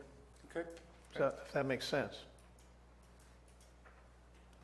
Comments? So let me continue on. Taking your theme of flexibility, Supervisor Mills, flexibility for the list of projects. The list shall not limit the flexible use of funds, provided the funds are only used for eligible projects. County, we can fund projects in a given year, not on the list of projects, and not fund projects that were on the project list. That's part of the law. Another part of the law, a county does not need to amend the list of projects and resubmit to CTC mid-year should priorities or projects change. That's our flexibility. That's the second part of our flexibility. The third flexibility, the program allows jurisdictions to advance project funding for eligible projects with RMRA reimbursement. Caltrans has been doing this for 3 months. But they have the benefit that we don't have. They have a construction account that they can tap, that they've saved to make sure that they're always whole on their construction projects, regardless of how much they budgeted for that project. And they're borrowing ahead, knowing that they're going to begin receiving, Caltrans receives the money first. Their funding is starting in January. And they'll just automatically start reimbursing that construction capital account. So we don't have that flexibility. We don't have big giant savings accounts for our road maintenance and rehabilitation. Next slide. Consequences of non-compliance. Failure to submit a project list to the CTC and establish annual eligibility will result in forfeiture of the monthly apportionments beginning the spring of 2018. So we have the potential of losing the monthly apportionment if we don't have our list of projects into the CTC and agreed upon by October. Currently, there's no process to recoup the lost apportionments, which would be distributed to other eligible agencies. So if you're behind the 8 ball, you're a county, you're a city, you're behind the 8 ball, what you don't get in that month, it's going to go to the rest of the pie. You're not going to get a chance to recoup it. 3, CTC will work with the jurisdictions to establish the eligibility after the initial project list due date, meaning that if you get your project list to them and some of the projects are not eligible, they'll work with you and you're still going to be eligible. Okay? So we just have the date. We have to have something in there. We could submit a list of projects that contains one project for $7.1 million, and we would meet the criteria of the program. Okay? Future projects to consider. These are some more projects that I know about. Parrots Ferry Road Reconstruction Project, the guardrails, which are in this list of projects at Poker Flat and Silver Rapids Road, a guardrail project along Railroad Flat Road, which we didn't used to need because we used to have trees, and now we don't have trees. Frico City Road Slide Repair Project that we need to face up to. County Council's office can certainly concur to that. Valley Springs Elementary School CIP, that's the project that we talked about earlier today and at the last board meeting. Baldwin Lane and White Road culvert replacement, even those are in CSA number 1, I do not believe that their funds can handle this culvert replacement. What are we going to do? If the CSAs don't have enough money to do a capital replacement of something that's severely damaged, are we just going to leave those roads closed until they can either raise their funds or decide that they're not going to use those roads? This is part of this longer, bigger discussion. Another reason I put this on essentially an unconstrained or unfunded or unconsidered list. Lower Moran Road Site Enhancement Project. That's to lay banks back so that our emergency responders don't have to go down this road at 6 miles an hour. They can respond at 25 miles an hour. Okay? So what are our next steps? Next steps are Board of Supervisor to adopt a list of projects, be it today or on the 10th. Continue to discuss and modify the list of projects for fiscal year 18-19 budget. More questions? Yes, sir, Mr. Provost. Do you have sufficient resources as far as employees, staff, other resources to fully comply with SB 1? Do you need additional? Because we don't need the problem of not meeting deadlines. Right? And I want to make sure that you have the proper tools to meet those deadlines. This is a very important thing to our county. It's kind of a loaded question. Exactly. My response is that we did some initial surveys or research in 2016 when we were discussing recovery efforts for Butte Fire. And we took the entire county budget and we divided it by the number of employees in the county and came up with a number about how much expenditures or how much revenues to expenditures can we expect on average from each individual employee. We did the same thing for the Public Works Department, okay? Because our projects tend to be larger, we spend more money. We buy asphalt, we buy road base, we buy graders and pavers and very expensive pieces of equipment. Our numbers tended to be higher than the average of the county. So the way to answer this question is, absent more disasters, probably. We have enough staff and resources, absent more disasters. None of us can guarantee that. If I'm going to continue to push recovery on fire and storms for the current infrastructure, I don't have enough resources to be able to effectively push those programs, but we're working on that with admin to actually try to put together the necessary infrastructure, the necessary resources, so that we are A, able to recover from the previous disasters, and B, prepared for the next. So does the $800,000, if we expend all $800,000 of it between now and sometime in 18, scare me with my current resources? Absolutely not. That's a drop in the bucket. If we're going to do a project list that includes one big giant project 3 years from now or 4 years from now, that doesn't scare me either for this particular program. Kind of a long-winded answer to your question. So for SB1, no, this doesn't frighten me. Do I have the resources? Yeah, my people are getting better at what they do, and we're getting our programs more programmatized, if I could say that, more repeatable, easier to implement. Have you all met Mark? Mm-hmm. He's our new business administrator. You broke the seat. I don't know what that refers to, sorry. Well, I hope I Mr. answered Provost, your question, Supervisor Oliveira. I just want to ensure that the board understands that we can plan all the best we can if we have unforeseen things happen. We just don't want to get behind the 8 ball again. Right. And find out that, bam, we're up against a deadline, we're going to lose funding, and we don't have enough resources. I hope that we have the capability of notifying and the board making a decision prior to coming to that particular condition. So that's my concern.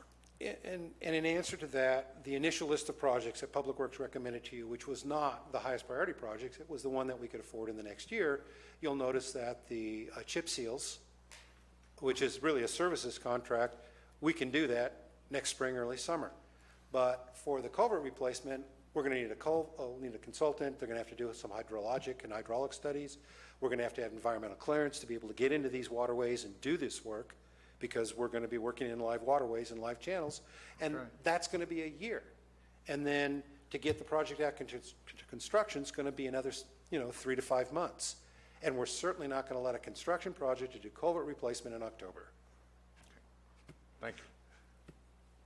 Questions of Mr. Crovus? Mr. Krovitz, I'm looking at your list. Which one? Projects, and the one you have for Murphy's Ranch subdivision, Yes. chip seal, 20 years for the life of a chip seal. Yeah, I wanted to explain some of these columns. Go ahead and finish your question. I'm sorry. The lifespan of a chip seal, if you can get 20 years out of a chip seal, we do our roads in our subdivision. I'd certainly like to know how you're getting 20 years. That makes an assumption, okay? This column of the expected useful life makes an assumption that on any given improvement we do regular maintenance on it once we've done the improvement. And so the chip seal roads out at Diamond 20 were put in 1995 and 96.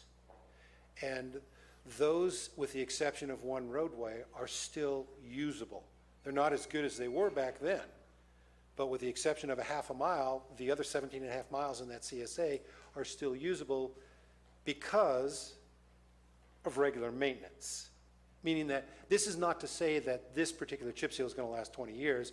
It's to say that this chip seal, with subsequent ones in 9 to 10 years, we can expect not having to do a major reconstruction for 20 years. If you think that's wrong. No, I'm just asking you. Yeah. I don't know.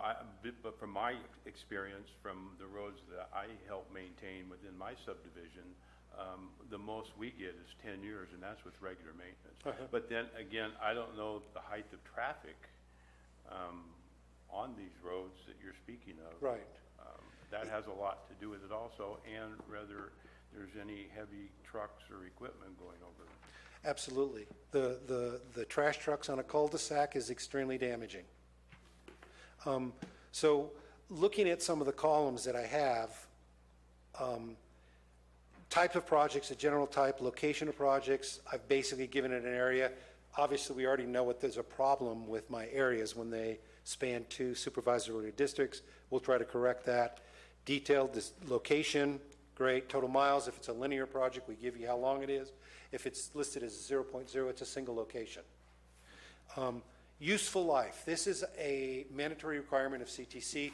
We've got to make a guesstimate of how long is the expected useful life of this improvement. That has to be on the list of projects. So we made guesses. But the one thing that we did different than what we've done in the past is we made the guess that we will continue to do regular maintenance. Okay? And then estimated cost. The way I developed the estimated cost was I took an estimated cost in today's dollars for labor, equipment, material, force account as if I was going to do the project with my own staff, and then roughly doubled it.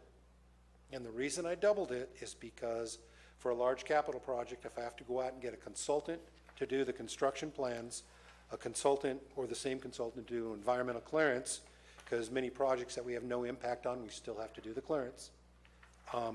Then I've got administrative cost, I've got administration of a design contract, administration of a construction contract, and closeout, and reporting. It didn't seem to me too far of a reach to double the estimated construction cost in today's dollars. That's where I came up with those dollars. The scoring criteria we already talked about. We've got some information in terms of when do we think it could occur, but there's a lot more columns and rows in this spreadsheet that we have pulled out and reduced.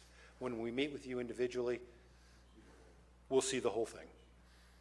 And in fact, I'll probably email the spreadsheet out before you come, for those of you who can open it up and look at it.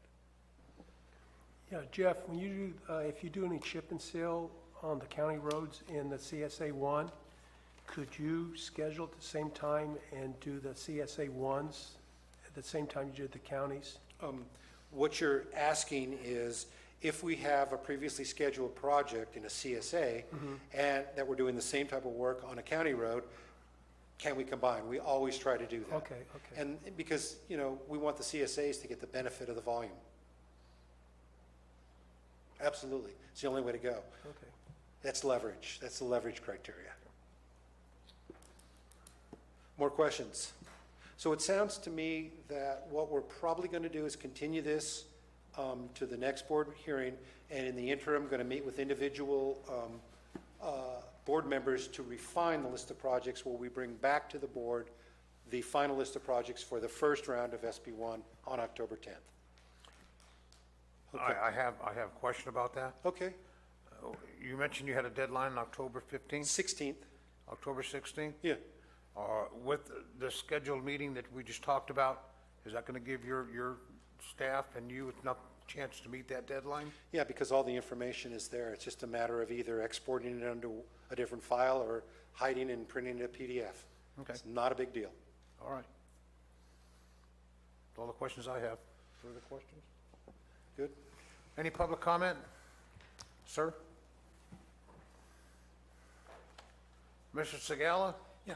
I'm gonna pull rank on you, sir. He stood up and raised his hand. Would you be so kind as let him go first? Sorry about that. I think you can take him. Burton Haviland from Mountain Ranch. Lived there for the last 12 years and travel from Mountain Ranch to Murphy's on a fairly regular basis. The road between Mountain Ranch Road and Sheep Ranch is really quite good. The road between Sheep Ranch and Murphy's was terrible 12 years ago, and it's impossible now. It's some places where it's supposed to be 2 lanes, it's maybe 1.5. It's sloughing off to the side. There are so many problems with it, I wouldn't go into describing it. I would suggest that the supervisors make a point of riding that road once to see what it's like. And even if it won't make this maintenance round, I think it needs to be on somebody's list to get repaired. Thank you. Thank you, sir. Mr. Segala? Al Segala, Taxpayer Association. First thing, this was a very good presentation, and I'd like to say something positive about the Department of Public Works. I live in Copper Cove, and they do a good job patching. We got a lot of patches, but I never ran into a chuck hole, and that's a good thing. There's 3 questions and a couple comments. Which projects are best contracted out? You were thinking in terms of in-house doing the work, but that may not necessarily be the best way. What is the cost comparison between in-house and contracting out? There's got to be some data on that. And the main thing, you want to have the least expense to the taxpayer. If contracting out is best for larger projects, do we need a contract manager or a resident engineer? There's a lot of administrative work attached to contracting out. Also, sorry, Gary, I think we should forget about districts. Think about need only. Forget about districts. The reason for that is that if you put districts ahead of need, you'll end up having a worse situation for the taxpayer and for the county. And probably the 800-pound gorilla in the room is what the state is doing. The state has given us some money. We're following their criteria. But is the state itself handling funds properly? There's some evidence that the state can't be trusted with money very, very well. Large amounts of money are squandered. And apparently, some of the squandering is in the area of the gas tax and transportation. What can be done to encourage the state to act more responsibly? We shouldn't have all this money going to the state from gas tax and not have a reasonable amount coming back. And this is getting worse and worse every year. So you can't tell the state what to do, but you have CSAC, you have RCRC, you certainly have letter writing ability, you have state representatives. I think that there needs to be a Grace Commission looking at the state operation. It's tough to do that, but that could be the ultimate solution, is have the state get lean and mean. Thank you. Thank you, sir. Further public comment? Seeing it none, I'll bring it back to the board for discussion. Supervisor Garamendi? Yeah, thank you very much. I look forward to meeting with you guys next week in Public Works to talk about this. A couple points I wanted to address. The roads up in District 2, especially around the Butte Fire, and especially that section between Mount Ranch and over the top, is a mess. And we recognize that that's not only an important artery, it's an escape route. And it was used as such and pretty abused during the fire. I know that Director Krovitz and I have talked, and that's going to fall under the reconstruction from the Butte Fire. So, we've got, if we took on just looking at the roads impact in District 2 from the fire, there's $30–40 million worth of construction there. So that's a really big project. So these are outside that scope. To Mr. Scala's point, RCRC did take a hard look at SB1, and their advice back in the consensus from the rural counties was this is the best deal that we were going to cut. We've got Los Angeles and the Bay Area sitting over the top of us. So while not everybody was happy with what we got, it could have been a lot worse. That's not a great way to look at things, but you only got one black eye instead of two. Thank you. Any further comments by the board? I have a couple of comments. Mr. Krovis? Can you tell us where self-help county issues come in regarding SB1? Okay, self-help has been written into the law of SB1 that says if a local jurisdiction passes revenue measures that are solely dedicated to transportation projects, then they are by definition a self-help county. If they are a self-help county, then their formulary apportionment goes up. Okay? Our current reading indicates that the benefit basins, the RIM fees that we have in place, and the fact that we have an historic record of apportioning a piece of TOT tax going directly to the roads and bridges portion, indicate that we are indeed a qualifying self-help county. The state may find differently when they actually do the analysis, but that is our current position. I do not know if CSAC, in their analysis of the predicted apportionment for the first 10 years of this program, identified Calaveras as a self-help county or not. If it turns out that the state finds us to be not a self-help county, then that becomes another decision point for the board. If they want to identify a tax measure, a sales tax measure, an income tax measure, a gas tax measure, whatever it would be, that would then meet the criteria to improve our apportionment. So that would be, what's the cost of getting this both economically and politically? Over a period of time, what could we expect to be our increment, and is that going to be worth it? Many of you, to do that, may have to die on your own swords. I don't know. But that's what we're faced with. Again, just to repeat, I believe that with those programs I mentioned earlier, we are already a qualifying self-help county. It's my understanding that being a self-help county is significant in the fact that we share on a $200 million portion of SB1. Does those figures that you've provided today reflect us being a self-help county? I don't know, but I will have that answer for you when we get back on the 10th, and hopefully before when we sit down together. I would appreciate it if we could research that and make sure. And in the meantime, I will be in contact with CSAC, being the representative. We have discussed this at CSAC, and we don't know yet is the answer I've received. I'll push for that. I don't think that CSAC has had the time to analyze these programs and the nexus under which they were formulated in terms of benefit basins, RIM fees, and then, the TOT is pretty straightforward. That one's easy. But those are, programs that have been going on for quite a while in this county, and there are money in the bank for those, which are great matches. And that's how that money should be used. Thank you, Mr. Crovus. Council, it's my understanding we're going to be tabling this or postponing this till the 10th. Is that our discussion? The board can certainly make a motion to table it. That would just essentially move it to the next board meeting with no action taken. Alternatively, the board can just keep it off calendar and take no action today. That's another option.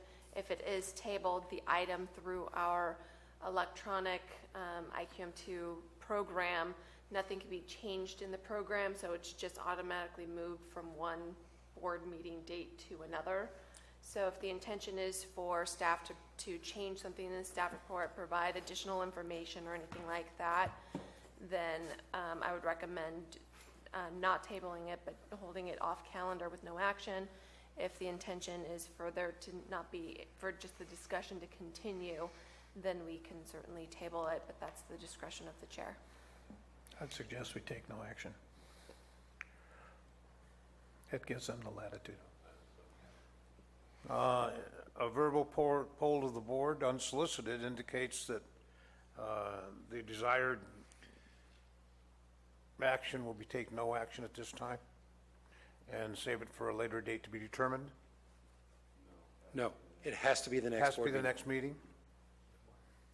Okay. Madam Clerk. Although it has to be at the next meeting, your staff will have to recreate all their work. So by withdrawing it, it can just be duplicated and brought forward and changed. That was what council was trying to explain. So you can definitely bring it back at the next meeting, but the action today would be no action, and it would come back on the 10th. The intent would be to bring back a revised list of projects. And you can't do that if you table it to the 10th date certain. Okay, so then we don't want to do that action. So it'd be no action? No? Yeah. In order to do that, it would be no action taken with not a date certain continuance, but essentially your staff would put it into IQM2 with the next board meeting with all of the updates, the new list of projects, et cetera, for the next board meeting. But it would essentially be off calendar for purposes of IQM2. Does that make sense? It does. The date to push the button for IQM2 is today, for the next board meeting. And I will not have a new list of projects generated by that time. So I will be willing to work with you and your staff to do that. Okay. If you ask the board to take action to move this item to the next meeting, you can't change it. You can't revise your list. Okay. It has to come back exactly as it is today. So in order to give you and your staff an opportunity to work with the board to possibly revise that list, we would just withdraw the item so that then it can be revised. Okay, so then the action today, after all of that, is to withdraw the item and bring it back at the next board at a future date, period. Is that understandable? Do you understand, sir? Not really.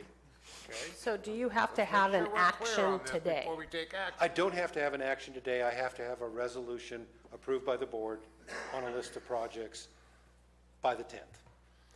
So what we're recommending is that the item be withdrawn to come back at a future date, not stated, so that your staff can revise the list if needed. If you want the board to take action to bring the item back definitely next meeting, you can't touch it. If I might make a recommendation, we've developed a good process for inputting what you need for the item today within the deadline, but then being able to go in and make some revisions, such as after you've had a chance to meet with the individual supervisors and develop your final recommendations, we can update that before it gets placed on the final agenda and posted. So if Mark can work with Bonnie in my office to get that input, we can get that taken care of, and then following Diane's recommendation, if we leave it, duplicate it, then you don't have to do a bunch of rework. We can just put in the new List. the new list. Yes, and we don't even have to do all that. I will just talk to Mark tomorrow. So do we need a motion to withdraw this item, bring back at a later date? No. We can do it on the poll of the board. Mr. Krovitz, it's very important that you understand what we're going to do, so at least one of us understands what we're going to do.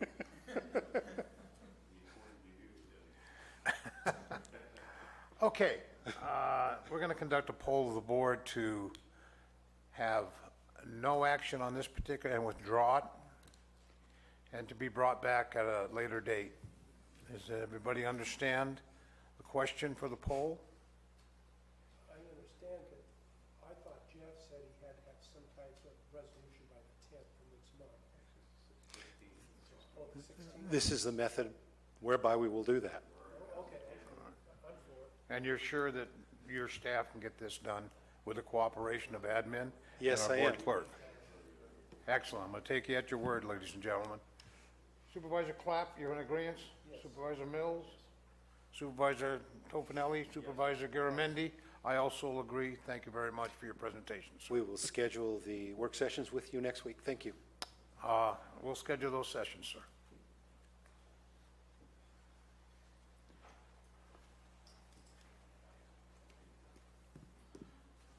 Give me a moment here. Yeah, let's take a 10-minute, please. Ladies and gentlemen, we're going to be here probably till about 6. So we're going to try to go and get it.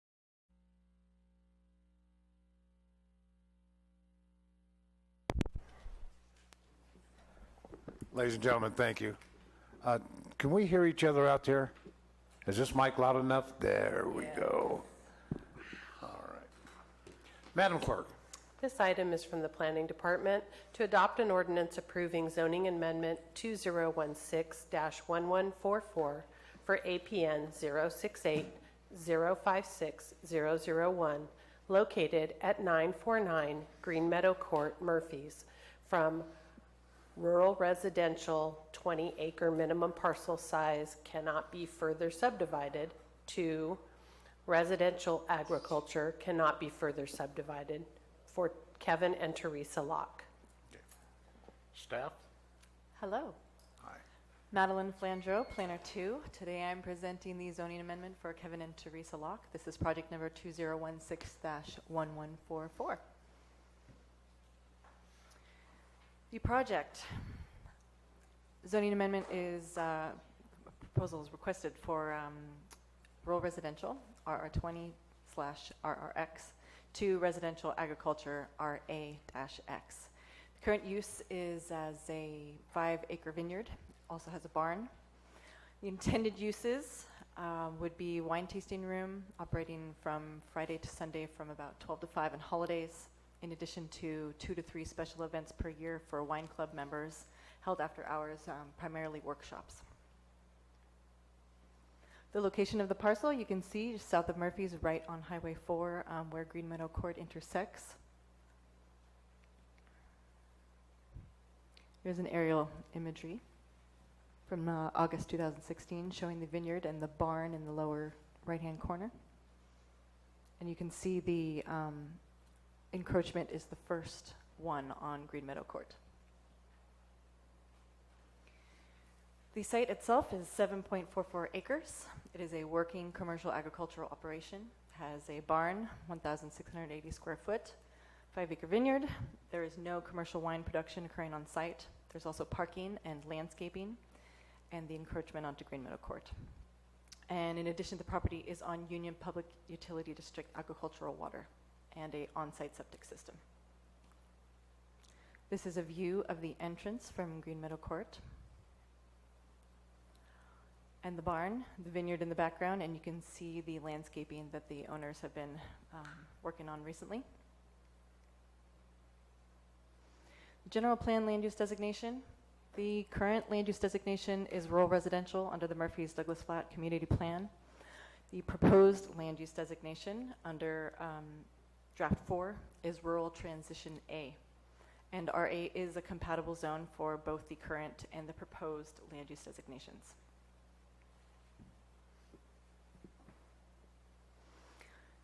This is the zoning map showing the parcel RR20/RRX and the 6 parcels on Green Meadow Court.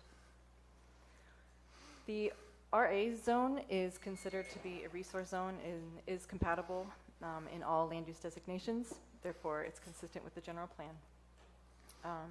And you can also see here that the parcel is located just north of the commercial and industrial area in Douglas Flat.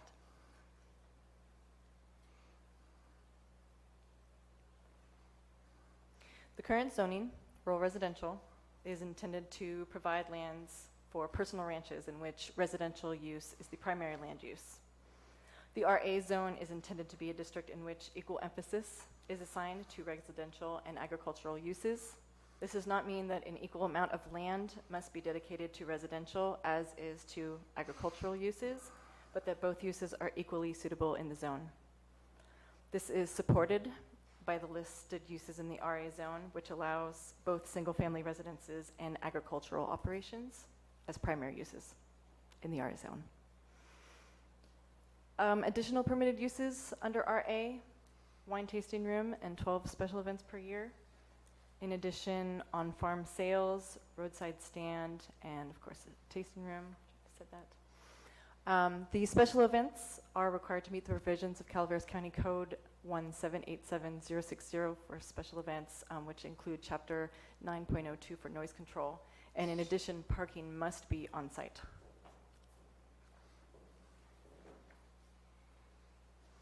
Per CEQA, an initial study negative declaration was prepared and circulated for review and comment from April 12th, 2017 to May 2nd, 2017. The negative declaration analyzed potentials for impacts to cultural resources, noise, and traffic. One comment letter was received, which was signed by 5 neighbors who reside on Green Meadow Court. In their letter, the residents expressed concerns about traffic, noise, and hours of operation. Caltrans also submitted a comment recommending a traffic impact study be conducted for the site. As you know, the Highway 4 corridor is heavily used for recreation, tourism, special events, wine tasting. And due to the location of the parcel, staff has demonstrated that potential impacts identified by the neighbors' comments are not significant enough to require modifications to the negative declaration. As the encroachment of the parcel is the first off the highway, traffic will not increase in the neighborhood past the property, and no street parking is permitted. The CEQA document reviewed cultural resources, and a cultural resources study was conducted on February 14th, 2017. No resources were identified on the site. The parcel is also developed, and a less than significant impact was determined for cultural resources. With regards to noise, although the property is part of a rural residential neighborhood, it's the first lot off Green Meadow Court at the intersection of Highway 4 and creates a buffer between the highway and the other residences on Green Meadow Court. The parcels along Highway 4 and Murphy's consist of mixed industrial, commercial, and residential uses. Therefore, the existing and proposed uses of the project site are consistent with how the area has developed over the years, and a change in zoning would not conflict with that development pattern.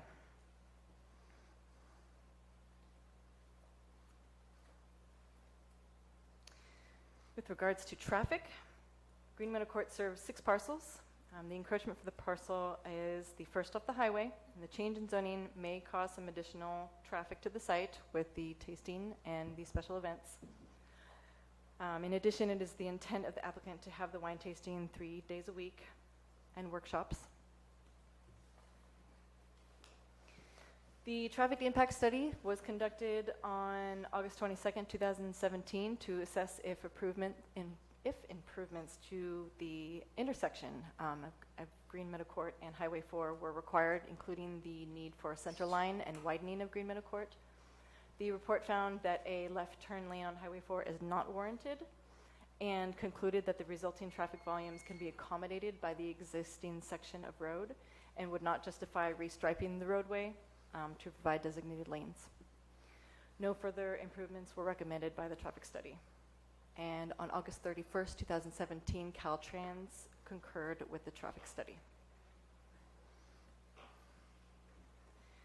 While primarily residential, the creation of the Green Meadow subdivision identified Lot 1, which is, if you can read, Lot 1 is here, which is the subject parcel, as being unique due to its location fronting Highway 4. The Green Meadow subdivision protective restrictions states in Article 4, permitted and prohibited uses of the property that Lot 1 may be used for commercial purposes and Lots 2 through 6 are for residential purposes only. In addition, as there will be no increase in density, any traffic generated by any additional uses allowed in the RA zone will not increase traffic past the property in the neighborhood. So to conclude, the rezoning of this parcel and additional permitted uses associated with the zoning change would not create a cumulative impact to any items previously discussed. The project is consistent with the general plan, and any impacts to the area are minor in nature and do not trip established thresholds or create significant and unavoidable impacts. The change in zoning to RA would designate the property with a more appropriate zoning designation to match what the property is currently being used for. In addition, the Planning Commission voted in favor of the project as proposed. There was no public comment on the project other than the applicant stating that they agreed with the favorable recommendation. And I will bring it back over to you. Thank you. Good presentation, staff. Any questions of staff by the Board of Supervisors? Seeing none? Any public comment?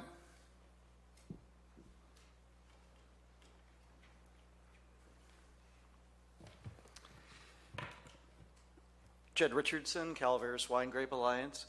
Yes, I'd like to fully support this rezoning. Kevin has been a member of the winemaking community for many, many years. His business is well established. It's clearly shown that this property fronts a highway and is a bit of a special case, and that the fact that it fronts the highway will mitigate or show that any objections due to noise, are far outweighed by the highway noise. Also, it appears his subdivision zoning or creation allows for commercial uses of this property. And so I fully support, and I would hope you would support this rezoning. Thank you. Thank you, Mr. Richardson. Al Segala, Taxpayer Association. We concur. This should be passed, and perhaps in the future, less requirements when something as simple as this, to put them through a traffic study. It seemed like it's somewhat oppressive. We need to be freedom friendly with our general plan. We need to be supportive of our business community. And when people come here, they must be confident that they can pretty well do as they wish, as long as they don't harm others. Thank you. Thank you, Mr. Segala. Further public comment? Mr. Locke, would you like to say something? Yes, we have a presentation. If you wish, sir, you can make a presentation.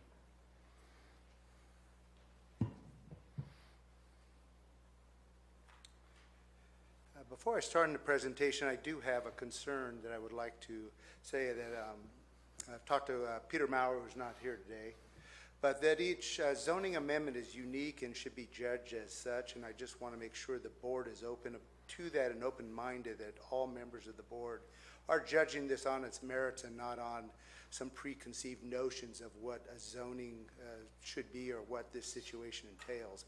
I just want to make sure, again with council, that all of you are open-minded about this. You're sworn to uphold, the ordinances and regulations, and that was what Peter Maurer told me, that is what a zoning amendment is all about. That's why you take my money. That's why, again, as I just said, I've spent thousands of dollars on this project to get to this point. If we have a preconceived notion before this happens, I don't know why we're going through all this. So I just want to make sure we're all open-minded and look at this and really, that we're looking at this whole project as a unique zoning amendment. Okay. That's all I'd like to comment about, that's pretty straightforward, I think. And all of you in your minds have to look at that, and we could take a poll if we want, but, again, you're going to say whatever you like. But we want to present this on its merits and be judged on its merits. So with that, we'd like to start the presentation. Again, the agenda is we're going to give you a brief executive summary, a business overview and development, the rezoning proposal, and then closing arguments. Executive summary, we've owned this property for over 20-something years. It is zoned RR. We want to rezone this for support the expansion of our family business, which will promote sustainability and successional planning. It's very important in small agriculture that you have a successional plan. That's part of sustainability. We realize that most small farms and businesses fail because they don't have anyone to hand it off to. This will promote the diversification of agricultural services and products which we'll be able to offer versus our tasting room downtown. And we want to enhance the agritourism economy of Highway 4 Corridor in Calaveras County. Our mission, we are local, we're family owned. We're going to go over our timeline, but we've operated this business rooted in Calaveras County.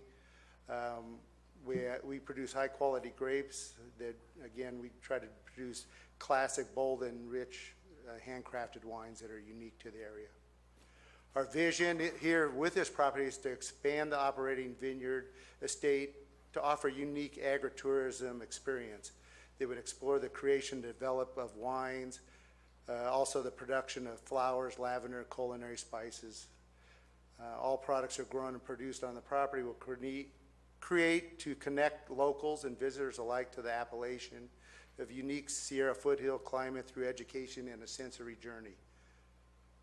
We already have a business license to do a lot of these things. We're going to get into that, but we are already doing a lot of these things via the current zoning.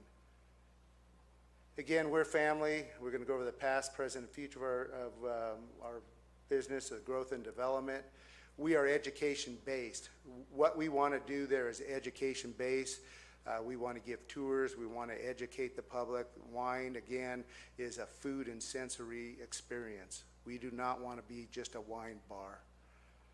We have integrity. We are, again, sustainability. We have high quality and standards. This is our family timeline, our business. Again, we've been here 35 years. I want to introduce myself. I did introduce myself. I also want to give my professional background. I have a background in resource management, land zoning. I've been a certified property appraiser. I've had over 40 years of experience, mostly of which have been in the foothills. I have a degree in biological sciences from San Jose State University with a minor in landscape architecture. I also have a bachelor's degree in forestry management and planning from UC Berkeley, and I've worked at the state and federal level. Again, most of that experience is in Calaveras County and the foothill region.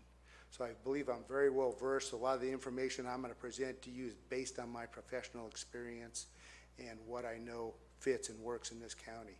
I'd like to introduce my daughter Kirsten, who, again, we talk about successional planning. She is intimately involved in the business and will be taking over the business in the successional planning. Again, a lot of businesses have failed or trying to fail. A key example, Gay Callan is trying to sell her vineyard. She does not have a successional plan and is having a hard time doing that. Again, a lot of times you're stuck in what to do with this agricultural. Believe it or not everybody wants to do agriculture. It's hard, and there's not as much money in it as everybody thinks. My daughter was born right across the street in that hospital. She grew up here. She received actually a scholarship from the Wine Association. She went to Cal Poly, has a bachelor's degree in event planning and tourism. She has extensive experience with Hagen Oaks Golf and Event Center in Sacramento and Hyatt Corporation in Sacramento also.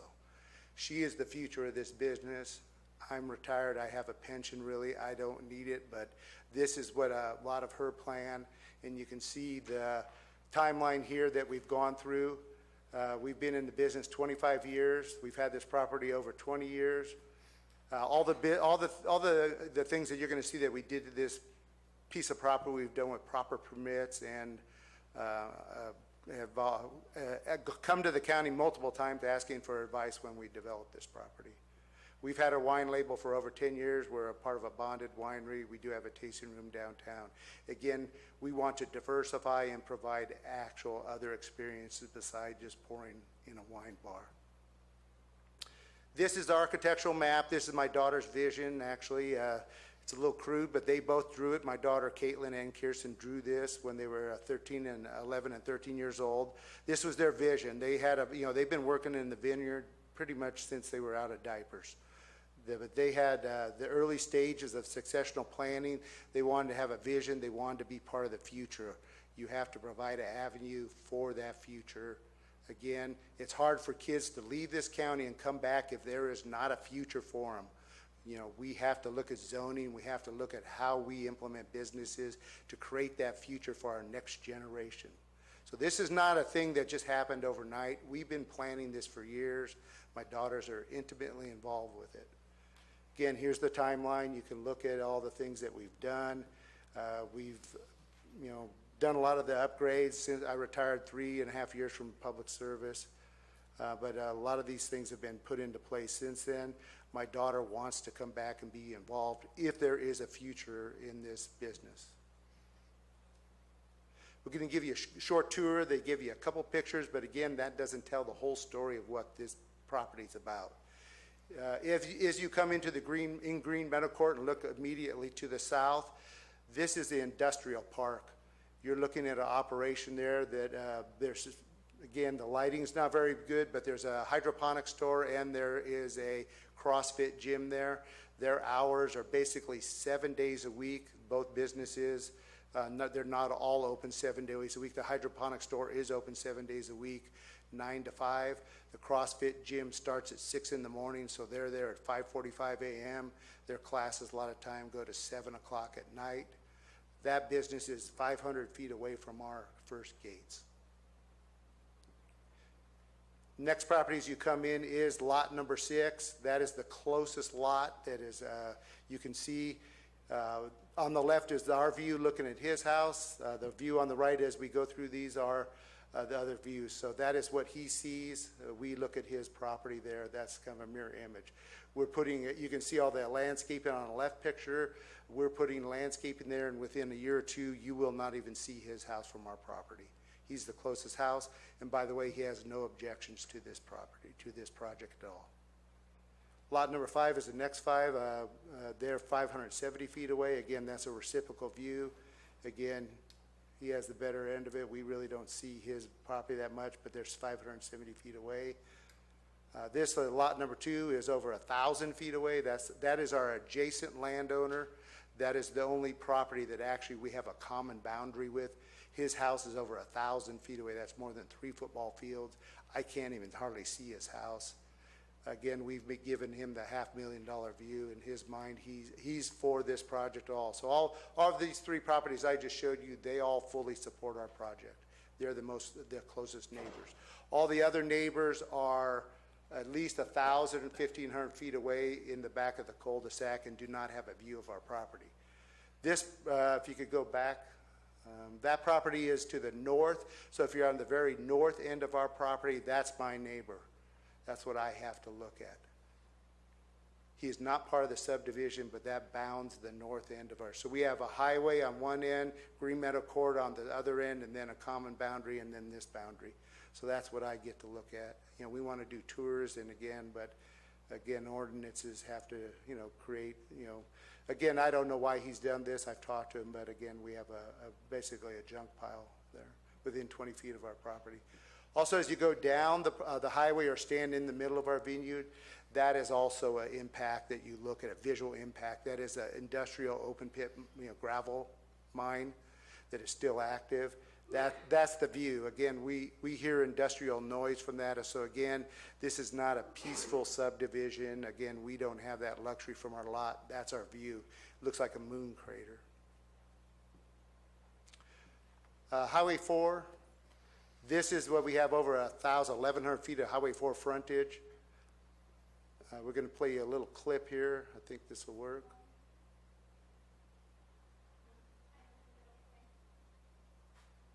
No? Okay. We try to get a little too techy there, but that's an embedded video clip. What that shows is, that is Highway 4 looking at it. If you could go back, that's Highway 4. We have over 1,100 feet of Highway 4 frontage. We are within, right there where you're taking that clip, there is 200 feet, 220 feet to the highway. Over 380,000 vehicles use that highway. That's an old number according to Carl Baker from Caltrans. The number is way north of 400,000. Probably in the next 5 years will be 500,000. That's the most heavily used piece of highway or road in Calaveras County. It's from Vallecito to Murphy's, and we're right on it. So we can go there. This is a decibel reading. We did our own decibel readings. There are noise restrictions in the county, but the average noise during peak periods, if you're standing on our property, is over 75 decibels.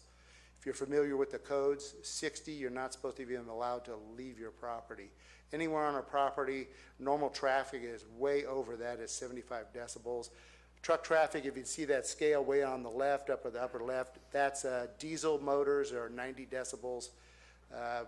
7% of the truck traffic is truck traffic. So if you go back to that peak study, again, you're throwing a number 800 something, but what that equates to is one vehicle every 4 seconds going by our property at 75 decibels. You can stand out there. Again, we have video clips that show it ad nauseum. The truck traffic is, if you equate that, it's 1 every minute. So you're getting a diesel truck go by every minute during peak hours. And peak hours are really aligned with when we want to do business. That's when people come up here. Friday, Saturday, Sunday, those peak hours. Again, I would lead back my background when you look at property. Is it capable? Is it available? And above all, is it suitable? This is our R, but is it really suitable to live on? Would you want to live on this property? Again, I've looked up studies. There's a dramatic increase in health issues if you live within 300 feet of a major road. All of our property is within 300 feet of a major road. We just established that. It's over almost close to be 500,000 visitors or traffic going on that road. There's over 700 studies worldwide that confirm this. These issues are related to noise, traffic, light, pollutants. Again, that's the widest part. County ordinances, 9.02 noise control. Again, excessive noise is a serious hazard. The county has established that this is a noise and it's contrary to, interfering with restful sleep, communication, relaxation, full of one's enjoyment of the property. I don't know if you could live there. I don't know if I could live there. And again, we bought that. Again, the world has changed in the last 20 years since we bought it. Again, I don't have a graph of vehicle use, but it's way higher. Going to give you a short tour of what we've done on the property. That's what it looked like when we bought it. There was nothing on that property. It was bare bones. That property sat there for 10, 15 years. No one wanted to buy it. Again, is it really suitable for residential?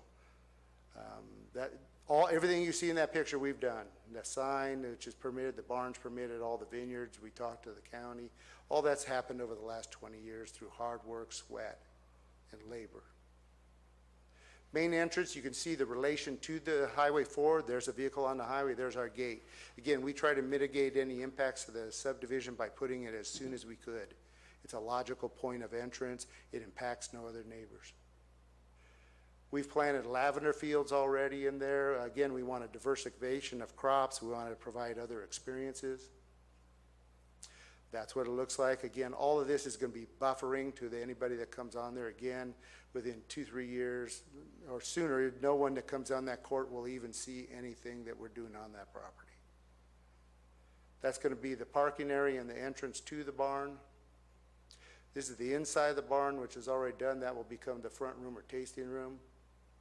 This is the inside of the barn, where we would have any kind of special events or tour or seminars, clinics. This is the inside of the barn. Pretty cool. I mean, I put a lot of thought and, again, try to get the whole feel of what Calaveras County is about. There's a lot of artifacts from the county in there. Again, we're trying to do something first class here to enhance the economy and the tourism of the local area. This is the back view. We have another patio. Again, that's the working end of the barn. I still park my tractor in there. My daughter doesn't like it, but hey, it's a barn. So I put my quad and tractor in there. I do have to put tarps down, though. But that is the back. We're trying to do, again, aggressive, innovative agritourism. We're doing living walls, as they call it. We're planting a lot of unique herbs, basil, again, to partner with a lot of the restaurants and the other tourism industry in the area. This is what we need. This is what people want. This is a picture of our kind of living wall. That's kind of our experimental area. We did raised beds, again, all with organic soil sustainability. That's what it looks like later in the summer. Again, you just see the growth. Again, plants grow very fast. But again, we want to provide a nice agritourism experience where people can come to. We have lavender. Again, we're going to provide a lot of different culinary lavenders, again, for soaps, other things that, again, those products are already permitted on RR. This is the vineyard. We currently grow these type of grapes, varieties on there. That sign up there was put on by the community club. We support the local community. That sign was put up with a permit. I told them again, you have to get a permit for it. It was an engineered sign that was put up at the top of our property. A lot of people, when they come by our property, say, hey, I know I'm in Murphy's now. That's the gateway to Murphy's. We got a sign up there, and they see the barn and that, and they say, hey, finally I saw a vineyard on the highway. Again, everybody thinks we have a lot of vineyards in this county, but really not that many. Again, there's the grapes. Again, I wanted to put this chart because, again, I think it's essential. A lot of things are kind of lost in code and glossed. RR, a tasting room is allowed. You can put a tasting room on RR. You have to have 20 acres. RA, there is no acreage limitation. Again, I don't understand this. I asked, again, the planning department, Peter, why 20 acres? Nobody can give me, again, an answer. There are examples of RR, RA where there's tasting rooms. Again, they have 3-4 acres. Again, does it make sense and consistency? You be the judge, but again, I don't know what the 20 acres are. Special events, you can do special events already on RR. There are many RR properties that do special events all the time. Again, the 12 are given you permitted. I can do that already. I have a business license already that I can do special events on that property. I think it's a misconception that this 12 is a magic number. I can do special events on RR already. I can file an administrative use permit for $100, and I can do reoccurring events, which allow me to do, say, one event a month for 12 months if it's the same type of event, and lay down my $100. So again, you're giving me to go to RA is really just probably giving you a $100 deal. That's about all it is. It's not a big deal. Again, I think it's like it's a magic thing. You can do both on RR and RA. And again, I have a business license that was already issued to the county. Many businesses already in this county do special events on RR. We can do agricultural operations and product sales on both. We can do educational seminars, clinics, walks on both. Agritourism, again, I don't think the county's had a lot of experience with agritourism, but you can do agritourism on RR, but it has to be 5 to 20 acres. Again, you're permitted if it's over 20. If you're 5 to 20, you can do it with administrative use permit. Again, we've gone far and above any kind of administrative use permit. That's an $1,100 deal. It's a simplified process, again, because it's probably not a big impact. And again, it's done by the director of planning, Peter Maurer. And again, it is not with any public meetings or public review. We've met that measure far and above. So we could do agritourism, you could do events already on there under RR, and you can do that with with administrative use permits. So I guess I like to clear up that misconception. I don't know if we spent a lot of time going back and forth trying to figure this out. Again, we're plowing a little new ground here. There aren't that many quote agritourism. There's 3 pages of what agritourism about. I don't know if it's really being practiced very much in this county. Again, there was one letter written. It did have some concerns. We've addressed all those. Again, right now, as far as my neighbors are, most of them are on, that I either have verbal or written consent that they're supporting this project. Hours of operation, we've gone over those. I think she said Friday through Sunday. We may go Thursday through Sunday. Again, 11 is that we probably wouldn't open the tasting room till noon and close at 5, but you have setup time and, cleanup time. Noise, again, we are not planning. You saw the highway. I wouldn't want my wedding there. I don't think any of my daughters don't want their wedding there. When you have 75 decibels of sound coming off a highway, it's really not appropriate place to have a lot of these events that people think you're going to have. We've insulated the barn very heavily. When we put that, we put extra heavy insulation in there. A lot of the walls are 10 inches thick. You can go in there. You don't hear anything in. We don't hear anything out. That was the idea. Traffic study, we'll refer to that. Special events, we've gone over. And then, again, one person brought up cannabis cultivation, which I'll address. Neighbor input, we went around to every neighbor that is in that subdivision. We invited them to a special event in 2016 that we did a vineyard tour, and we want to be open and transparent. We have nothing to hide. A lot of these 3 neighbors came in 2016. We did the same thing this year, 2017, where we gave a private tour and had them look at the property and answer any questions. So all this, we've been seeking public input for the last year and a half. All neighbors received a packet. You have the packet here. I'd like to give this to the county. This shows that every member in our subdivision received this packet. Long run of the law. That packet shows what we gave to every neighbor, again, extensively shown our business plan, all the CCNRs, all the county proceedings, just to go the extra mile to keep them involved. If you look at the packet, I don't think too many other people have put, again, my daughter, that's what she's been trained in to do, put this packet together. Again, I want to get down to the real nuts and bolts of this because we've heard a lot of things in other proceedings that it all comes down to subdivision and it comes down to CCNRs, these covenants. So if you get into the subdivision, again, they've alluded to that I be given these covenants. If you go back to that last one, that again, there's 2 different guiding documents in this subdivision. There is the protective restrictions, and then there's also a reciprocal easement agreement and road agreement, maintenance agreement.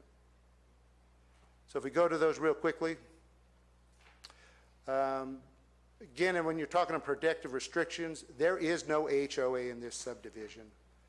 They have never met it or voted or have done anything on any issues, and in essence, they don't act like a subdivision.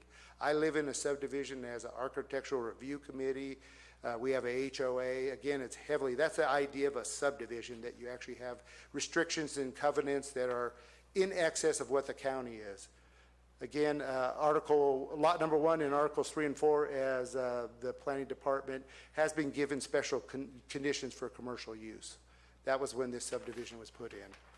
County codes and ordinances, again, are far more restrictive than anything in our CCNRs. As the CCNRs were done in 1988, you're talking 3 pages of virtually just, they really don't say anything. It says, just don't make noise, be a good neighbor, pretty much. The only real hard restriction is if you build a house, it has to be 1,000 square feet, 2 stories, 500 on the bottom, 500 on top. That's pretty minor. This was not set up to be a big, glamorous, exclusive subdivision. Road maintenance agreement, again, if you get into the road maintenance agreement, provision 5 says there's a deeded easement, and that easement provides lot number 1 has an easement for commercial uses such as access to parking areas for customers, invitees, employees, licensees, tenants, and concessionaires. This does not include the right to park on Green Meadow Court. But again, clearly when they put this subdivision together, I have a deeded commercial right to come in on that street, and they put other things in there that the county has alluded to, that, you know, that lot was intended to have some type of, again, we're not trying to rezone this to commercial. Commercial is far more what we're trying to do. We're just trying to, again, fit in a tasting room there that, again, is done on RR all the time. Road maintenance agreements also, again, your road has been an issue. Again, provision 8 of there says they should, you know, all the people that live in that subdivision are supposed to meet annually and come up, determine the cost of maintenance. It also states that a fund's supposed to happen, you know, a trustee should be designated and these should be placed in a trust account. None of that has ever happened. I've asked continually for people to, you know, establish this. These people that live in the subdivision do not want to do this. Again, roads are a big issue. They're a big pocket item. Again, I've told them I'm willing to pay my fair share. Get out your checkbook and we can all write a check. And, you know, this is a road, like we've talked about just previously, a lot of the county roads have fallen apart. We're no different. This road's 40 years old. Nothing's been done to it. I think a couple people saw it as a deep pockets type situation where they can maybe get me to pave their road. Again, I'm all for paving my fair share. Caltrans studied that. We already went over a lot of those numbers. Again, to the right is what we're planning on doing. The person that did the traffic study is a traffic engineer out of Placer County. He works quite a bit with wineries. He provided a lot of those numbers in conjunction with me telling him what our business. He said they were very compatible with other wineries throughout the Foothill region. Again, you see the trip numbers. If you could go back to there real quickly, it just gives the trip numbers. Again, a typical week, we might have 40 to 50 trips on that first 210 feet of the road. This, I did my own road assessment based on my, again, professional background, and it really got to the nuts and bolts. I don't know if you want to go into it that much of ad nauseum, but it, you know, again, we just use the first 210 feet. A lot of these people use, the Green Meadow Court is over 1,000 square feet. There's 26,000 plus square feet of actual paved surface. Again, the true cost of it and use of it, we're in line with, again, our fair share, even with this increased use. If you just slice the road into 8 equal shares, it's pretty much our share would be up to that first gate. Again, I would tell them, fine, I'll pay my share. You guys can worry about the rest. Signage, again, if you can go back quickly. Again, we went over the traffic engineers said there was no need for that. Signage, they're not up yet, but again, we'll use sandwich signs, any kind of signs to, again, direct people into there's really no reason for them to go wander down Green Meadow Court. They'll probably come in the first gate. Again, I'm willing to do whatever they want to do to direct traffic into the place of business. Hours of operation, we've already went over there. Again, you've seen the hours of operation of other businesses that are in the immediate area. We do not plan on putting outdoor lighting again to affect people, and we limit hours at any events. We would do at night. They would be done at 8 o'clock, 9 o'clock, well within the county's codes and ordinances. Special events, again, we went over that. I kind of got ahead of myself there, but again, if you look at the definition of a special event, you can pull that up, but most of the special events, we wouldn't even qualify. Most of them, they're talking about parades, they're talking about festivals, they're talking about some pretty big deals, So a special event is, again, I try to ask the county, what's the trigger point for, quote, a special event? I couldn't get an answer, but most of the events we're really not going to do. Again, you would trigger that. If we are, again, we would fall under administrative use permit under RR, or again, you have 12 events under RA. Cannabis cultivation, again, I really don't want to dwell this. I'm kind of tired of the whole thing, but again, one person did bring that up. The county does not allow it on this property. We have never intended to grow cannabis and never will. We grow wine, not weed. Bottom line. Closing arguments. We spent a lot of money to develop this property. It includes agricultural water. We actually did a horizontal bore under the highway to tap into the water. Again, we didn't want to be a burden on our neighbors. The water district told me that a lot of the water, there is an ag water line on the cul-de-sac that it wouldn't support what we wanted to do. We spent the extra money to bore under the highway to hook up to that ag water. Ag water, again, I say, is a very precious commodity. We have an abundance of it. We need to use it or lose it. Again, I've talked to Bill Eltringham from the water district. They're looking for people to use this water. We don't have a shortage of ag water in this system. We need to use it. The entrance, again, is everything we've done was with this mitigation in mind. The entrance, the way we situated the barn, the insulation. We've incorporated, you can see the pictures of it, we've incorporated native features, wood, rock, plant elements, minimal lighting. Again, we've done nothing but enhance the beauty and property values of the area. Future plans, we will continue to add landscaping as needed. Again, we'll comply with all codes. We're not going to have amplified or evening events. We will put Apple signage for people to come in. We will pay for our fair share of any road maintenance funds. We already have a domestic meter and engineered septic plans. Again, we're seeing which way this rezoning goes. We do have a dedicated area to do possible residence in the next few years. Again, I don't think it's a very good area to live in. We would have to do some very extraordinary things to mitigate the sound off the highway. Again, in the future, we may want to put a commercial restroom and additional storage. Closing arguments, all planned activities are compatible with the uses on Highway 4 corridor and immediate area. If you go below highway of our property and above, there's probably 50 businesses within a couple miles each way of our property. There's a lot of businesses there, and they range all over the board. We have no planned activities that will create significant noise, visual, traffic, or road impacts on the Greenbelt subdivisions or its residences. Again, the noise from the highway and the immediate industrial area far exceeds anything we would do. We did, again, also studies that actually projected noise off our property. Again, most of these people in this subdivision live 1,000 feet or more away. A lot of them are a quarter mile away, and the app we used showed that any sound we created would diminish far below any kind of noise levels that would disturb them. Again, Lot 1 has been given unique deeded commercial easements, covenants, conditions, which I take very seriously. These were, when everybody bought in that subdivision, they knew the plan. They got a copy of these. If they shouldn't have, they should have read them. When you buy a piece of property, you get all those deeded covenants and restrictions. That's part of your deal. That's why you go through a company that does, a title search. You use a title company.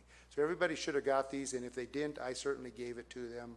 Again, a lot of them were not aware of this, but that's in the deeded use of this land. The rezoning, again, we have a need for sustainability and successional planning for a family business. Again, we're trying to diversify the area. The rezoning and subsequent business will add to the economic development and sustainability of the area and agritourism. Again, thank you for your time. Again, I hope you can judge this with a clear mind and look at this on the merits of this project. Okay. Thank you, Mr. Locke. Any questions of Mr. Locke? Staff, any other presentation? None. Okay. Any questions, deliberation by the board? Staff members? Supervisor Mills. Yeah, let me begin. I noticed in the packet that Mr. Locke presented, it was a David Lay subdivision. It talks about references Articles 3 and 4 within the subdivision map.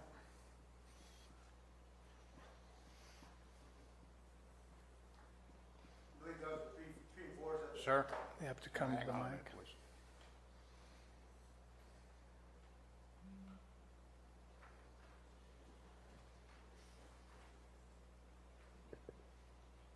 Yeah, Article 3 of the protective restrictions includes a description of the subdivision, and Article 4 is the permitted and prohibited uses of the property. I'm trying to understand, because I heard and I saw it on my packet here on page 349 about commercial purposes. I'm trying to understand what that definition is, maybe to explain the definition of a commercial purpose, and what is the difference between a commercial purpose and an agricultural purpose, if there is any. Well, I'd certainly say this is not a commercial purpose. It does have an existing commercial agricultural operation, but the intent is not to rezone as commercial, and certainly a wine tasting and occasional special events would not entail commercial use.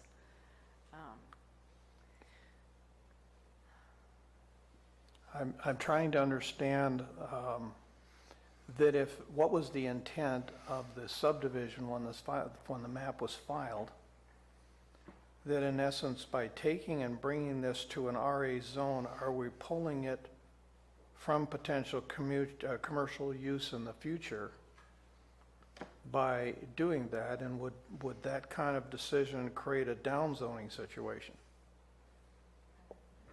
Currently, the property was zoned by the county RR, so I don't see how going from RR to RA, that would be an upzone as far as I see it, and going from RA to commercial would be viewed, I mean, an upzone, these are just colloquial terms for allowing more intensified commercial uses. So I guess just also to put this in perspective, when it comes to zoning amendments, the board is not bound by the intent of the original subdivider. The board has wide discretion to determine whether or not a proposed rezone is compatible with the character of the neighborhood. CC&Rs, to the extent there are CC&Rs that are stricter than what the county allows, the county cannot enforce CC&Rs on behalf of the other homeowners, because that's what the homeowners' dues do. It would be a gift of public funds to actually take on that enforcement. So I don't want the board to feel necessarily constrained by the original intent of the subdivider. Certainly, each of these projects should be looked at, independently, and it would be whether the board thinks that it's in the keeping and character of the neighborhood. If the board felt nervous that a commercial intensification of commercial uses is somehow out of the character of the general neighborhood, the other people who have residential uses down the road, that would be a basis that the board could use if it chose to deny. But I don't want the board to feel that it needs to make a record indicating that it is constrained by the intent of the original subdivider. Thank you, because I'm trying to understand what if I was a person who bought in the Green Meadow subdivision, I would be looking at this filed subdivision map to determine what are the conditions upon which the neighborhood will ultimately play out. And that if I see the first lot coming in, lot 1, has potential for commercial purposes, I would know that going in the door. So I'm trying to figure out what those conditions are or could be for that commercial use. Could that be a potential future use? In other words, somewhere in the next 20, 30, 40, 50 years, somebody decides, yes, I would like to make this a commercial next to the highway use. Is that still within the option for them to come back to a board and do so? Well, right now, they're constrained by their zoning being ours. So sure, the subdivider, from what I understand, and I haven't reviewed all of the details of these articles. I didn't look at that. But the subdivider anticipated lot 1 appears according to, looking at what planning research was. The subdivider saw lot 1 as being different than the other lots, as being one that would support or more readily support commercial uses. Put that in the subdivision documents, which, so you're correct, Supervisor Mills and neighbors would have had an opportunity to see that lot 1 could be developed with commercial uses. And so the commercial, and in fact it has, as Mr. Locke has pointed out, they've been using it commercially. regardless of what the subdivider might have intended, right now the zoning is RR. So any future development or intensification of commercial uses would be dependent on having a compatible zone and having general plan, community plan consistency as well. And so at this point, the analysis that planning was asked to make was to look at whether or not RA zoning, which would allow a slightly more intensification of uses, in particular a tasting room, would that be compatible? Would it meet the baseline criteria of one complying with CEQA? Okay, would that use have a significant impact? They did studies, the finding was it would be less than significant impact. Then they look at whether or not the proposed zoning would be consistent with the general plan or with the community plan, and planning found that those things were consistent. And having met those thresholds, it's up to the board to determine whether the proposed change legislatively makes sense. And one of the factors that boards can look at is the character of the neighborhood. Thank you. So again, this is a thing that I've been struggling with on a number of these cases, is that when an owner is in an RR zone and the decision is made to change its use before changing the zoning, now we're coming, it's like I'm going to, for instance, put up a pole barn, and I'm going to start parking my logging trucks in this pole barn, and then I'm going to come to the county and ask to rezone to be more compatible with the current use that I have. This is getting the cart in front of the horse, and we don't even have a residence on this site at this time, correct? No, the zoning, the uses that, as I understand it, the uses that are currently on the property are in fact compatible uses with rural residential zoning. These are the types of ag-related uses that are permitted under the zone. What's not permitted under the current zone, as was demonstrated in the chart that Mr. Locke put up, is a tasting room, which for his zoning required a 20-acre minimum. That's the use he's asking the board to allow prior to opening up shop as a tasting room. I don't know if that correctly articulates what it is that you're trying to do, Mr. Locke. Well, again, Mr. Lott, can I ask you to use the microphone, sir? Yeah, again, as stated, I have a business license to run a business there already for agricultural product sales, for doing, again, seminars, tours, all these tourism type things. We can do special events under RR. Again, there are a multitude of RR properties and subdivisions that do special events. Make that clear. I will, if you need names, I'll point them out. Again, I'm not here to talk about what the county does, but we need to be consistent here. There's a lot of RR properties that do special events already.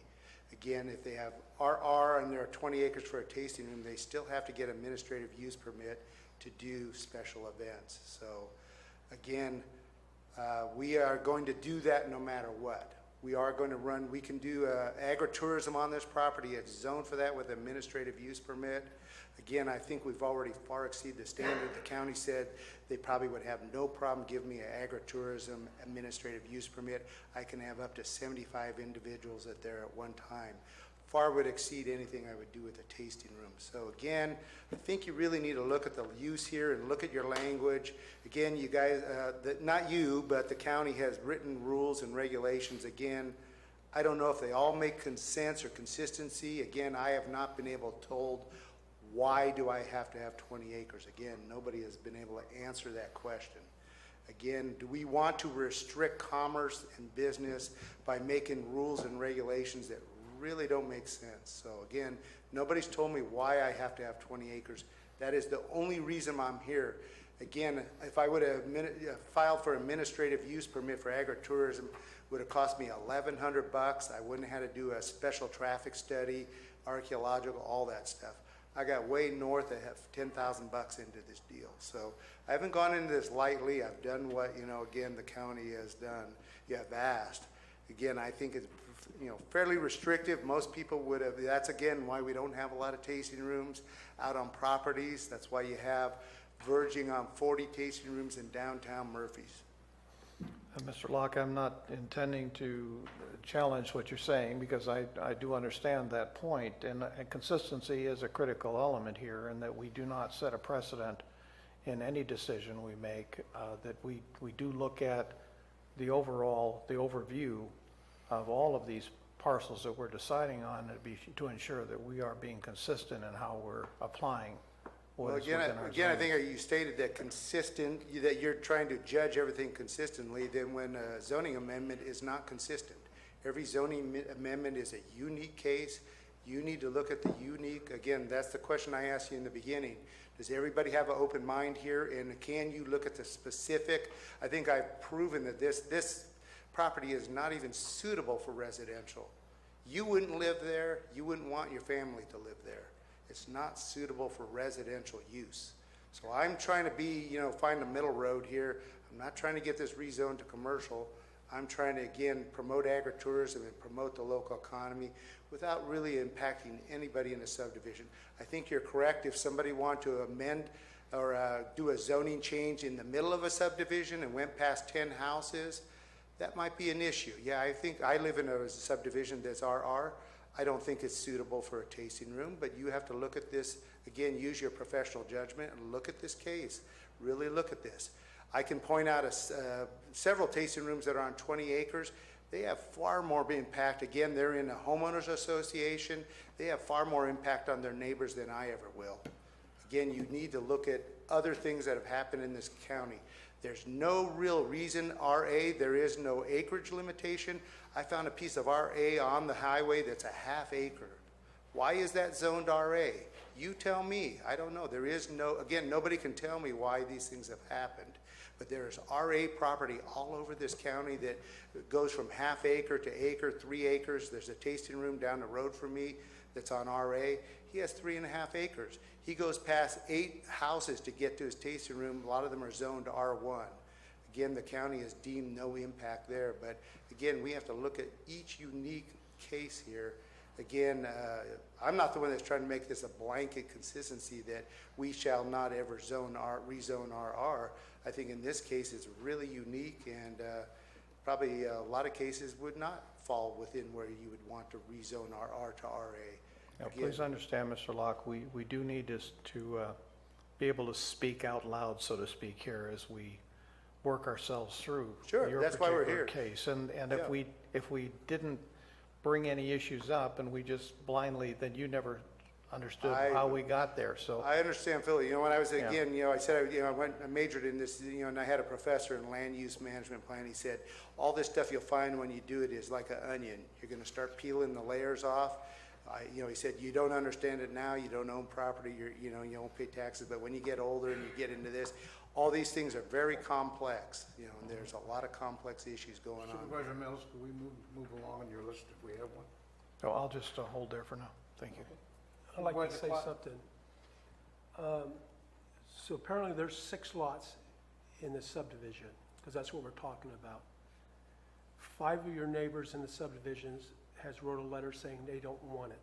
That's not correct. Then what is the correct statement? If they pull up, if you have a copy of the letter. Again, I would like to say that none of those people showed up to the planning commission meeting. None of them are here today. There's one person that wrote that letter. Again, he told me he's the one that did not want me to do this if I grew marijuana on there. Again, he says, I have your full support as long as you just put a tasting room on here. Could you read the letter into record, please? Of course. April 27, 2016, attention Scott Spear. Regarding Kevin and Teresa Locke application for rezone 2016-1144. Locke is one party to a 6-unit subdivision. No one in the subdivision has been contacted by Locke regarding this request for a rezone. However innocuous a wine tasting facility may sound, the rest of us in this subdivision have some concerns about traffic, noise, and hours of operation. Also, under the new zoning residential agriculture, what other activities does this rezone entitle him to conduct? For instance, does this permit the growing of marijuana, the right to special events such as weddings, concerts, etc.? I have left 4 messages and have not received any return phone calls. Thank you for your attention to this matter. Sincerely, and it is signed by 5 residents. I'm sorry. Again, Is there identification on that letter, other than a resident? Indeed. Amaro Pethin, Dan Gomez, James Murphy, Don Robertson, and Virginia Tremaine. Are those actual signatures or names listed blocked? Signatures and printed names, yes. what I would like to also point out is, first of all, he was notified. Again, I've told you that he was invited to view our property. He's never come on our property. The man that wrote that whole thing is Merle Pethin, the first signature. It's usually pretty easy. It's the first or the last. But he did admit to me that he brought this around to the neighbors. Again, the people that signed it, 2 of those individuals are not in our subdivision. Mr. Murphy and Tremaine are not in our subdivision. They have lots that have an easement through our subdivision. Again, that's part of the road use agreement. They are not even bona fide signatures that belong on there. It's a misstatement of fact that he said that those are people in our subdivision. They are not in our subdivision. Mr. Gomez, I talked to yesterday. He has no issue with this. That's just hearsay. I'd like to finish my statement, please. The problem I have here is the people bought in this subdivision, they entered into a contract. And I'm not going to interfere in somebody's contract. I mean, if you read the Constitution, you have the post fact, there's no ex post facto laws that we can create, and the government will not interfere between the contract between man and man. It's in the Constitution, you can look at it. So you've entered into a contract with a group of people when you bought this. You want to change, if you would come in here with everyone in that 5 other thing, and we want to change this, I would have no problem. But as long as the whole group isn't for change it, I have a problem with that. And I have another problem. Thank you. And I still have another problem. He interrupted me, so. Mr. Well, I get Locke, the let him floor. finish, please. And another problem I have is I have 40 acres I would love to put a vineyard on. But the problem is, they won't let me put anything on it until I have a house, because it's RR. And everything that comes after that, I have to have a house before I do it. If I went down right now as a supervisor and say, I want to put a barn on this property, I can't get the permit. So however you came about it, because I've asked those questions and I've been turned down. Are you finished? You can answer, Mr. Locke. Thank you. I think you're patently false what you just said. Again, I take that very seriously. I entered into a covenant, and you saw the covenants. It says I have the right, I have a commercial deeded easement. I have the right to do commercial uses on that property. Everybody got those covenants. They bought into what, again, was part of the subdivision. I'm lot 1 of 6. 2 of those people are not. I have proof there. Tremaine and Murphy are not part of this subdivision. Those are lots that are outside. I have all the paperwork right here if you'd like to see it. They're not part of the subdivision. Adjacent lot owners that are right next to my property, none of them have a problem. Nobody has a problem that I know of. If they had a problem, they'd be here. None of them have shown up to meetings. Again, one person wrote a letter that was not factual in nature. He misrepresented facts that's saying that people are in the subdivision that are not in the subdivision. And then he said that he's never been notified. You saw the packet. I gave that to everybody. So when he says he's not been notified, this is a guy that is a habitual person that wants to stir up trouble. Again, he is the furthest away from my lot. He has no impacts at all. Again, I don't think it says, again, you're talking about covenants, conditions. They're in there. Again, it says that I have the right to do these things that's why I bought that property. Again, I have the covenants, and I don't want you to break my covenants. You're breaking my covenants by doing this, and those neighbors are breaking my covenants by, objecting to what I'm doing. They all had their deeds and should have got notified when they brought. You're absolutely right, and I think you've made my case intrinsically that those people knew that, and a couple of them even came up to me. They said, "Oh yeah, we know you can do this." Again, other people in that subdivision are doing commercial ventures. There's a bed and breakfast that's going in there. They just did a fictitious name statement. There are people boarding horses commercially in there. There's another commercial vineyard in that subdivision. Again, I don't know what you have 40 acres, and if you can't put a vineyard on it, I don't know what the zoning is, but I would bet that you could. I don't know where you're saying that, again, you're being disallowed to put a vineyard in there. I didn't say that. I said I Mr. Platt, I think you did. let him finish, please. You said that you wanted to put a vineyard and you were being disallowed to do that. Again, I've gone to the county and every time when I put this vineyard in, it was all with the approval of the county. I went there many years ago, 20 years ago, and asked them, do I need a residence here? No, it's not required. I don't need a permit. Everything I've done in there's permits. I pulled 5 different permits on that property. I've been assessed by the county and they've collected taxes saying that these are improvements. Again, the tax people, county assessors saying this is a bona fide use and we're assessing you as such. Again, these are all permitted uses that went through the county. We built that barn with a permit. We've remodeled it with a permit. We put a sign on the highway with a permit. The county community club or Murphy's Community Club put a sign up with a permit.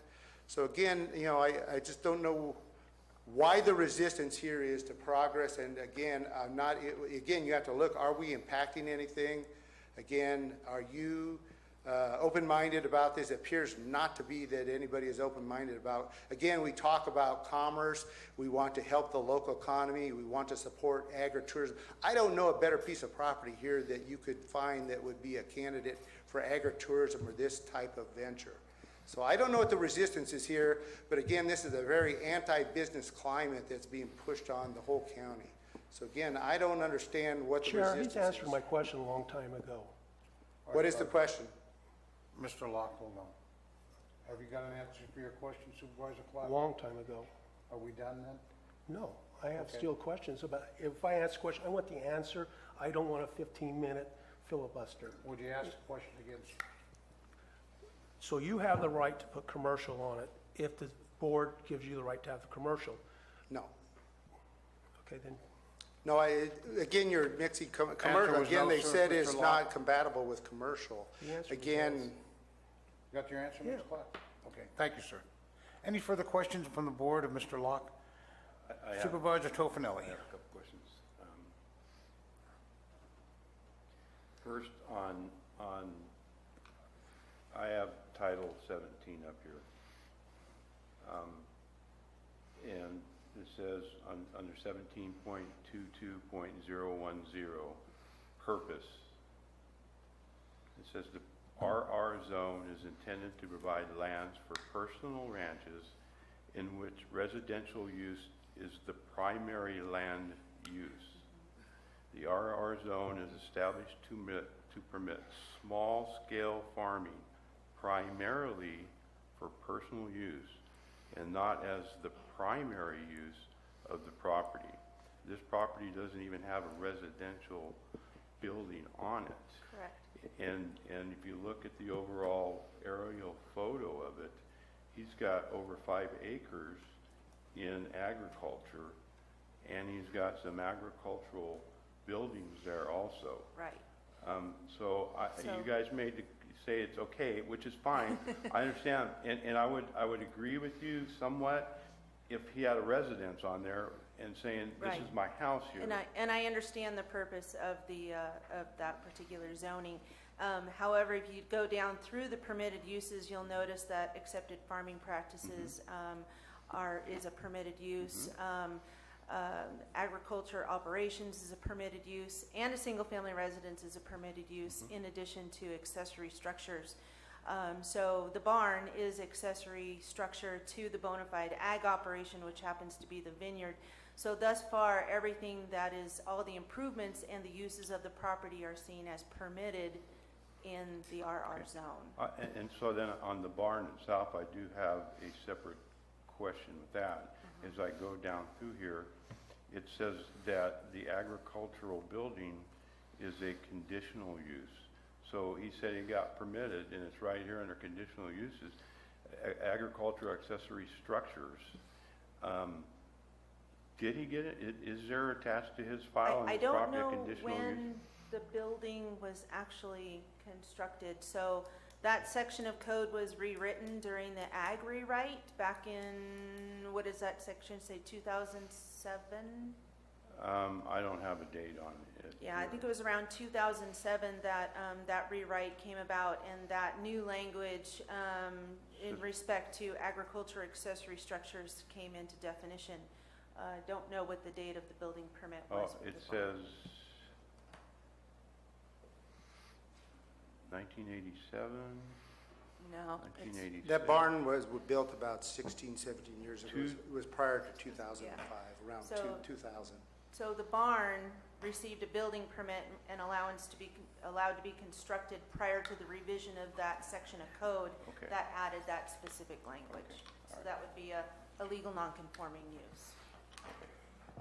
And that would be lawful because he built the barn with permission from the county under the zoning ordinance at the time with a building permit, non-conforming because it doesn't obviously conform to the zoning code as read today. Okay, thank you. You answered the question. I have some other questions here. He stated that he's using ag water. Ag water that is groundwater?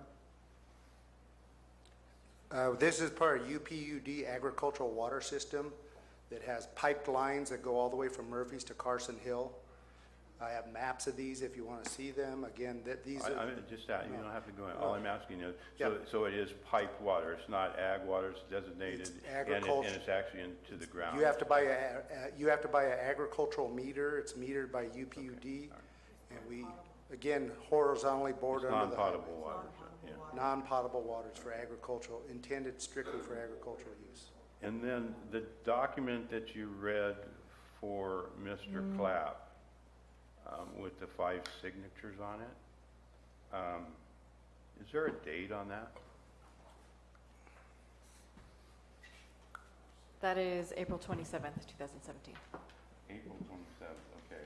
And can you read those names off again? Of course. Meryl Pethin, Dan Gomez, James Murphy, Don Robertson, and Virginia Tremaine. Okay. This is what was presented to us as people signing it and receiving. And the only thing this says is that provide a signature next to your printed name and date that you have received the Lock Vineyard rezone to RA business plan and packet. Doesn't say that they're agreeing to it, just says they asked them to sign it, that they got it. And then that was only last week. That was back on September 7th. So it was only, and one of them was even like a few days ago, 9/15. So that doesn't mean that this document doesn't mean that they're for it. From what I'm reading here, it's saying that they got the packet, and they got it just a few weeks ago. A couple of them. One of them not even a week ago. A couple of them here. So I'm not sure what the response to that was. Whether these same 5 people still have the same feelings or not. Based on that document, it doesn't state. And then the other question I have is, you do have a permit. You do have a permit. I mean, you do have, as part of your property that when you purchased it was RR, that you could go to commercial. And I think if you were coming in there asking for commercial, you wouldn't be going through some of the things that are being talked about, asked about right now, because you could see that through documentation that the commercial was there, and you had the ability to do that when you purchased the property. Some of the questions that are being asked here, whether you understand them or not, the reason why they're being asked is because, as Mr. Mills had spoke about, we have to be careful about setting a precedent. Somebody's coming in here, standing where you're standing and saying you did it for him. Why aren't you doing it for me, sir? And we have to answer those questions. You'll be long gone. You'll be long gone on your property. Won't have to be dealing with it. We will be dealing with it, and they'll have a legitimate question. They will have a legitimate reason for coming in here and asking that. You did it for him. You didn't do it for us. You're telling us no. So those are the things that we have to do when we make a decision, and what precedents we're setting. I'm just trying to explain it to you as some of the thought process is going through some of our minds when we're sitting up here. From what you've documented, Mr. Locke, top notch, very well done. I like your barn. I wish you'd come build one on my property for me. It's very well done. The property's very well maintained. I don't have any problem with anything that the quality of work that you've done, okay, and what you've done over there, and being an outstanding member of the community and the business community, and speaking of agritourism and the things you want to get accomplished. That's not anything in question in my mind. I just have several things here. As we go on, I may have some other questions, okay, just so you know. I do have a question for you. It did, maybe I wasn't hearing you right, but it sounded like, would you be okay with me zoning it to commercial? It sounds like you wouldn't have a problem with that, but it's zoning it to R. I would not have, because of what was documented in your covenants and when you got, and what's on there in the subdivision, that it was future for commercial. I went to the county 3-4 years ago. I have a letter from Gina saying, again, that they said this was not really an option, that they would not zone. Again, you have to look at the general plan, and it really does. Again, this was done. You're on the highway, and so. Well, it was done 30, again, what is the use of this? This is not for a commercial. Again, this was done, for those documents were written 40 years ago. The world has changed quite a bit since then. Can we just clarify something? But it could be what you've turned the property into is not compatible with commercial. That could be what they were telling you, not just the property itself, that there was nothing on it. It's what you've turned it into would not be compatible with commercial. If you look under the zoning, what you're doing on that property is not compatible with commercial.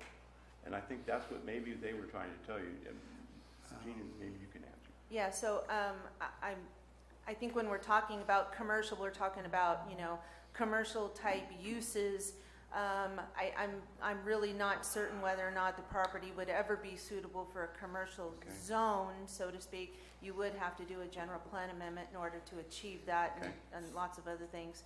But I think perhaps maybe when you're talking about commercial use, you're talking about something maybe slightly just above perhaps residential. And I think when we're talking about RA, we are talking about a slightly more intense use than rural residential, but absolutely a much lesser intense use when you're talking about actual commercial zoning. So, there is a difference, and he's not asking for those full-on commercial uses that would be allowed in a commercial zone. He is simply asking for residential agriculture, which would allow him obviously slightly above rural residential, but not anywhere near what would be allowed in a commercial zone district. Let me just add some clarification. I think there's some terminology confusion because we have commercial zoning. So when we use the term commercial, sometimes we're referring to a commercial zone. And then we have commercial uses, which is what Gina was trying to say. All three of the zones that we've talked about, rural residential, rural agricultural, commercial, all three of those zones allow some degree of commercial use. Okay, so I don't know whether we can go into the subdivision and see whether the intent of the subdivider was a commercial use consistent with RA zoning, a commercial use that was consistent with RR zoning. I don't know if the subdivider, when he used that term, even talked about those other uses. So you can do commercial in any of those zones. And it's just a progression of intensification from RR, then up to RA, then up to commercial. And I would just like to clarify also, it's whether the commercial use is permitted by right or not within the actual zone that the property is zoned for. Did you not, well, I'm not going to get into it. You did show commercial properties being used, that you showed where there was, I wanted to say, not a karate place, but it's a CrossFit gym, and there's a hydroponic store there. So those were commercial operations. Inappropriate. Are they on commercial property? Yes. No, they're on light industrial. All right, so ladies and gentlemen, please, one at a time. They're on M1. Supervisor, Tofinelli? Yes. Your question, sir? Yes, so they are on M1. Correct. And those are, his properties here, they are right here, Yes. and they that's are the- on the highway, so, okay. That answer your question, sir? All right. Any more questions? Chair, I just got into this, David Lay, and it says in 2B, the property includes a lot zoned for commercial purposes. That's why I started my conversation to try to understand what that term meant, because it isn't zoning, it's simply a statement. And not understanding that statement, without understanding it, you really can't make that next step. That's why I asked the question. And so I appreciate having this document here. All right. That answer your question, sir? Yes, sir. I do want to make a statement or clarification again. Mr. Locke, I'll be with you in a moment. Supervisor Clark, do you wish to make any further questions or statements? Mr. Locke, what's your statement? Well, I've heard this several times that, again, you're saying that we do not want to set precedent here. Again, I think Peter Maurer, who was here, I've talked to Peter, and he was at a prior hearing. He said in no way is this setting a precedent. He was very abundantly clear about that rezone stands on its own merits. That again, we are not, again, if you're saying that, why are you collecting anybody's money? You have a predisposed or precondition. They should have told me this is not allowed. And I would have said, okay, I'll just do an administrative use permit. You collected my money. I've spent, again, thousands of dollars on this under the misconception that this would be fairly and uniquely judged, which they said. Now you're telling me we're not doing that because we don't want to set any, conditions or give any other thing, that someone else might. Everyone that comes here has to stand here and make their case. And you should be able to judge their case fully and not penalize me for prior judgments you made. And I think you really need to clearly look at that, and council needs to clearly look at that you made some prior judgments, and if you painted yourself in a box, that shouldn't be penalizing me. My case should be looked at on its merits, and that's what rezoning is all about. Why have variances? Why have rezoning if your minds are already made up and there should be nothing to that even effect? But they clearly took my money and made me jump through all the hoops, which I'm not complaining about. I did this, and I guess a lot of it was a lightning and brought all the environmental things to the forefront. But again, you're trying to make a judgment here that's saying, we can't do this for you because we might have to do it for, no, you don't have to do it for anyone else. They have to come here and make their case. That's what a zoning amendment is all about. That you have to come here and make your case, and does it clearly fit into the broad scheme of things? Does it fit into the community? Not just, because one person maybe has an objection. These people don't have objections. If we have to do a continuance and I have to get on paper that they do not have objections, I'll do that. They verbally gave me their statements that they did not have any problems with this. Okay, Mr. Locke. They are not here. They were never here. They haven't come to the first meeting. They haven't come to this meeting. Mr. Locke, thank you for your information. You bet. A good friend of mine, a mentor, told me never pass up the opportunity to keep your mouth shut. Number one, I support your position, and I think you are absolutely right through the trials and tribulations you've went through this procedure. And I would recommend that we authorize your zoning change. Now, is there any further comments by the board? Any comments by staff? I would entertain a motion.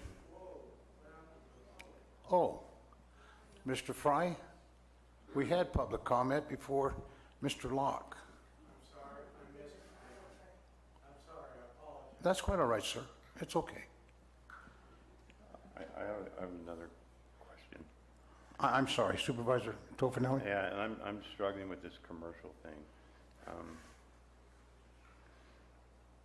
On the slide that you have here, that shows the subdivision. What page are you on? Page 349, Thank you. packet page 349. Your slides too, it's a parcel map. The parcel map on your side. No, not that one. That one there.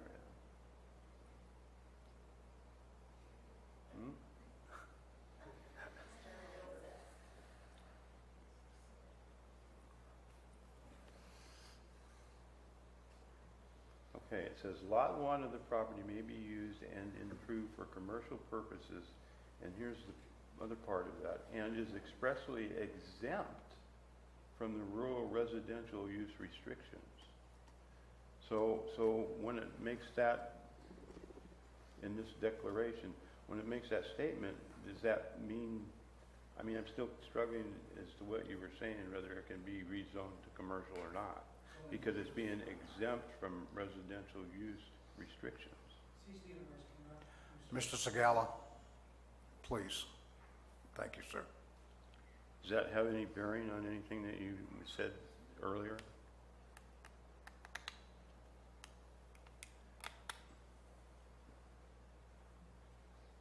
I know it's a tough call, Gina.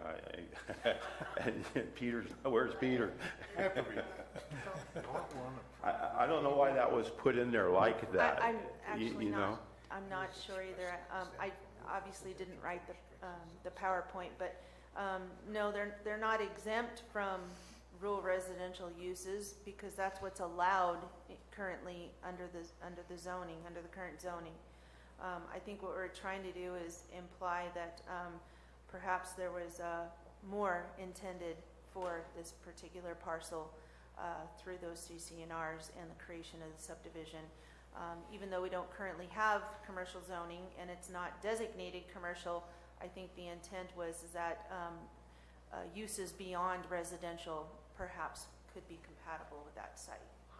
And I think that's what sets this property apart from I see Zed's here, from your case that we denied. He's one on water that's piped there. He's not going in the ground. And two, this statement here and what you were saying that he's not held specifically for residential use kind of sways me towards this being approving this. Because of those facts. It's separate in some of the other ones that came before us in those facts. And Chair, to that point, that's why I was spending this time struggling with all of this discussion. It may have sounded adversarial, but at the same time, we needed to clearly delineate what is being said here and why that becomes the foundation for this whole decision. So I concur with your point. I just want to be sure that we have talked this out thoroughly and that everybody understands the nuances and that we need to be very careful when we look at a statement that it has clarity for everybody that's making that decision. So I trust you understand why I went at it like I did. Thank you, Supervisor Mills. I'd like to make a motion to approve it. I understand that a motion has been made by Supervisor Clapp to approve the zoning request. Is there a second? I will second. There's a second. Supervisor Tofinelli. I'm going to give public comment one more time before the vote. Is there any public comment? This may not be the appropriate time. This is Al I will Segala. let you know, Mr. Segal. This is Al Segala with the Taxpayer Association. But we need to make some serious effort to go over our zoning laws. Go through them to make them simple to understand so we don't have this be repeated again. Somebody shouldn't have to pay $10,000 and go through months and months and then possibly not even be able to make the change that he's requesting when it's reasonable. We need to get the brains. If we don't have it in-house, we need to hire it to go through our laws, revise those ones that don't make sense, get it cleaned up so this never happens again. Thank you. Thank you, sir. Further public comment? Mr. Fry? As you well know, I worked in the planning department for 10 years, and I have a master's degree in land use planning. And I know David Lay. I drove him to Belize about 6 years ago. He's lived down there 20 years. He was a real estate broker, and he was a developer in Stockton. And I'm sure that David Lay knew what he was doing with this project. So, and there have been some Title 17 changes. And I think this gentleman probably was in the previous Title 17 before the changes were made. And we just need to get on with it. I can't believe that so much time has gone on with this. But that's my own personal opinion. I'm happy that we have a motion and a second and we're ready to vote. And thank you, Mr. Chairman, for allowing me to You're welcome, Mr. Fry. Thank you. Yes, sir.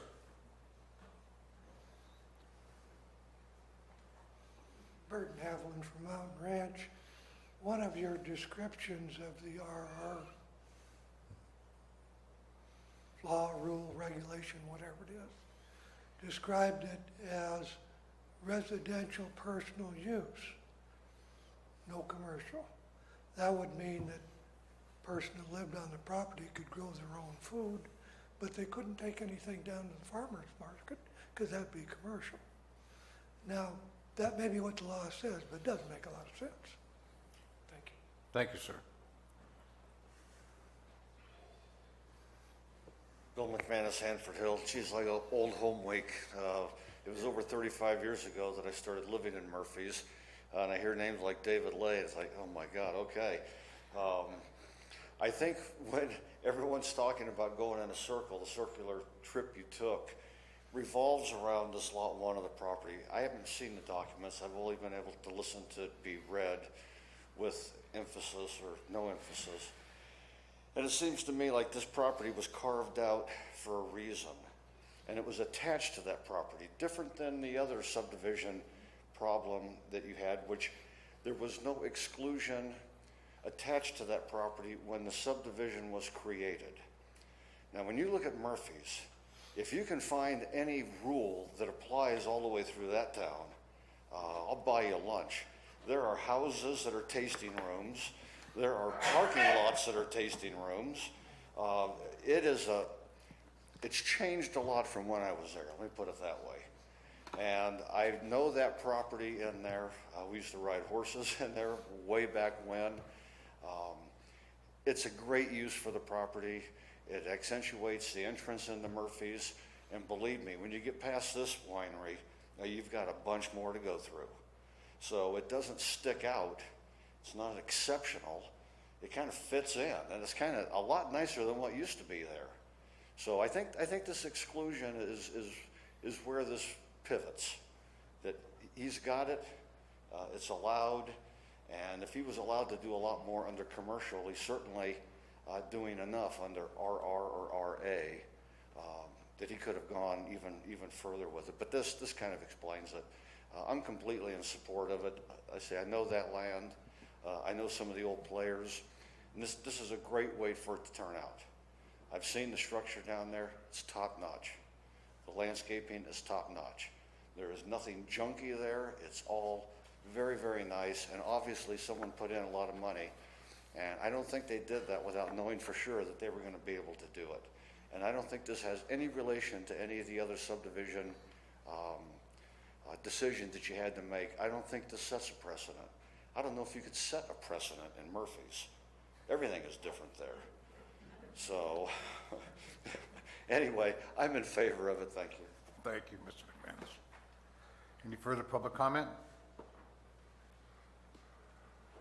Hi, I would just like to make a statement. My name's Kirsten Locke, as my dad introduced me. And I would just like to say that I was, taught in this county. I was mentored in this county. And I really would like to be able to return and do the same thing. And that's what this property allows for me. Okay. Thank you, ma'am. Further public comment? Hearing none? Board Chair, I would just like to clarify and remind the Chair that this is in fact a public hearing, so before taking a vote. Oh, it is. Since you have accepted all of the evidence presented to the board, I would recommend that you close the public hearing and then take action. I will. Hearing is closed at this time. Any further deliberation by the board on the motion as has been moved and seconded? Having heard none, all in favor indicate by saying aye. Aye. Opposed indicate by saying no. Motion passes 5-0 unanimous. We take 10 minutes. We're going to take a 10-minute break, folks.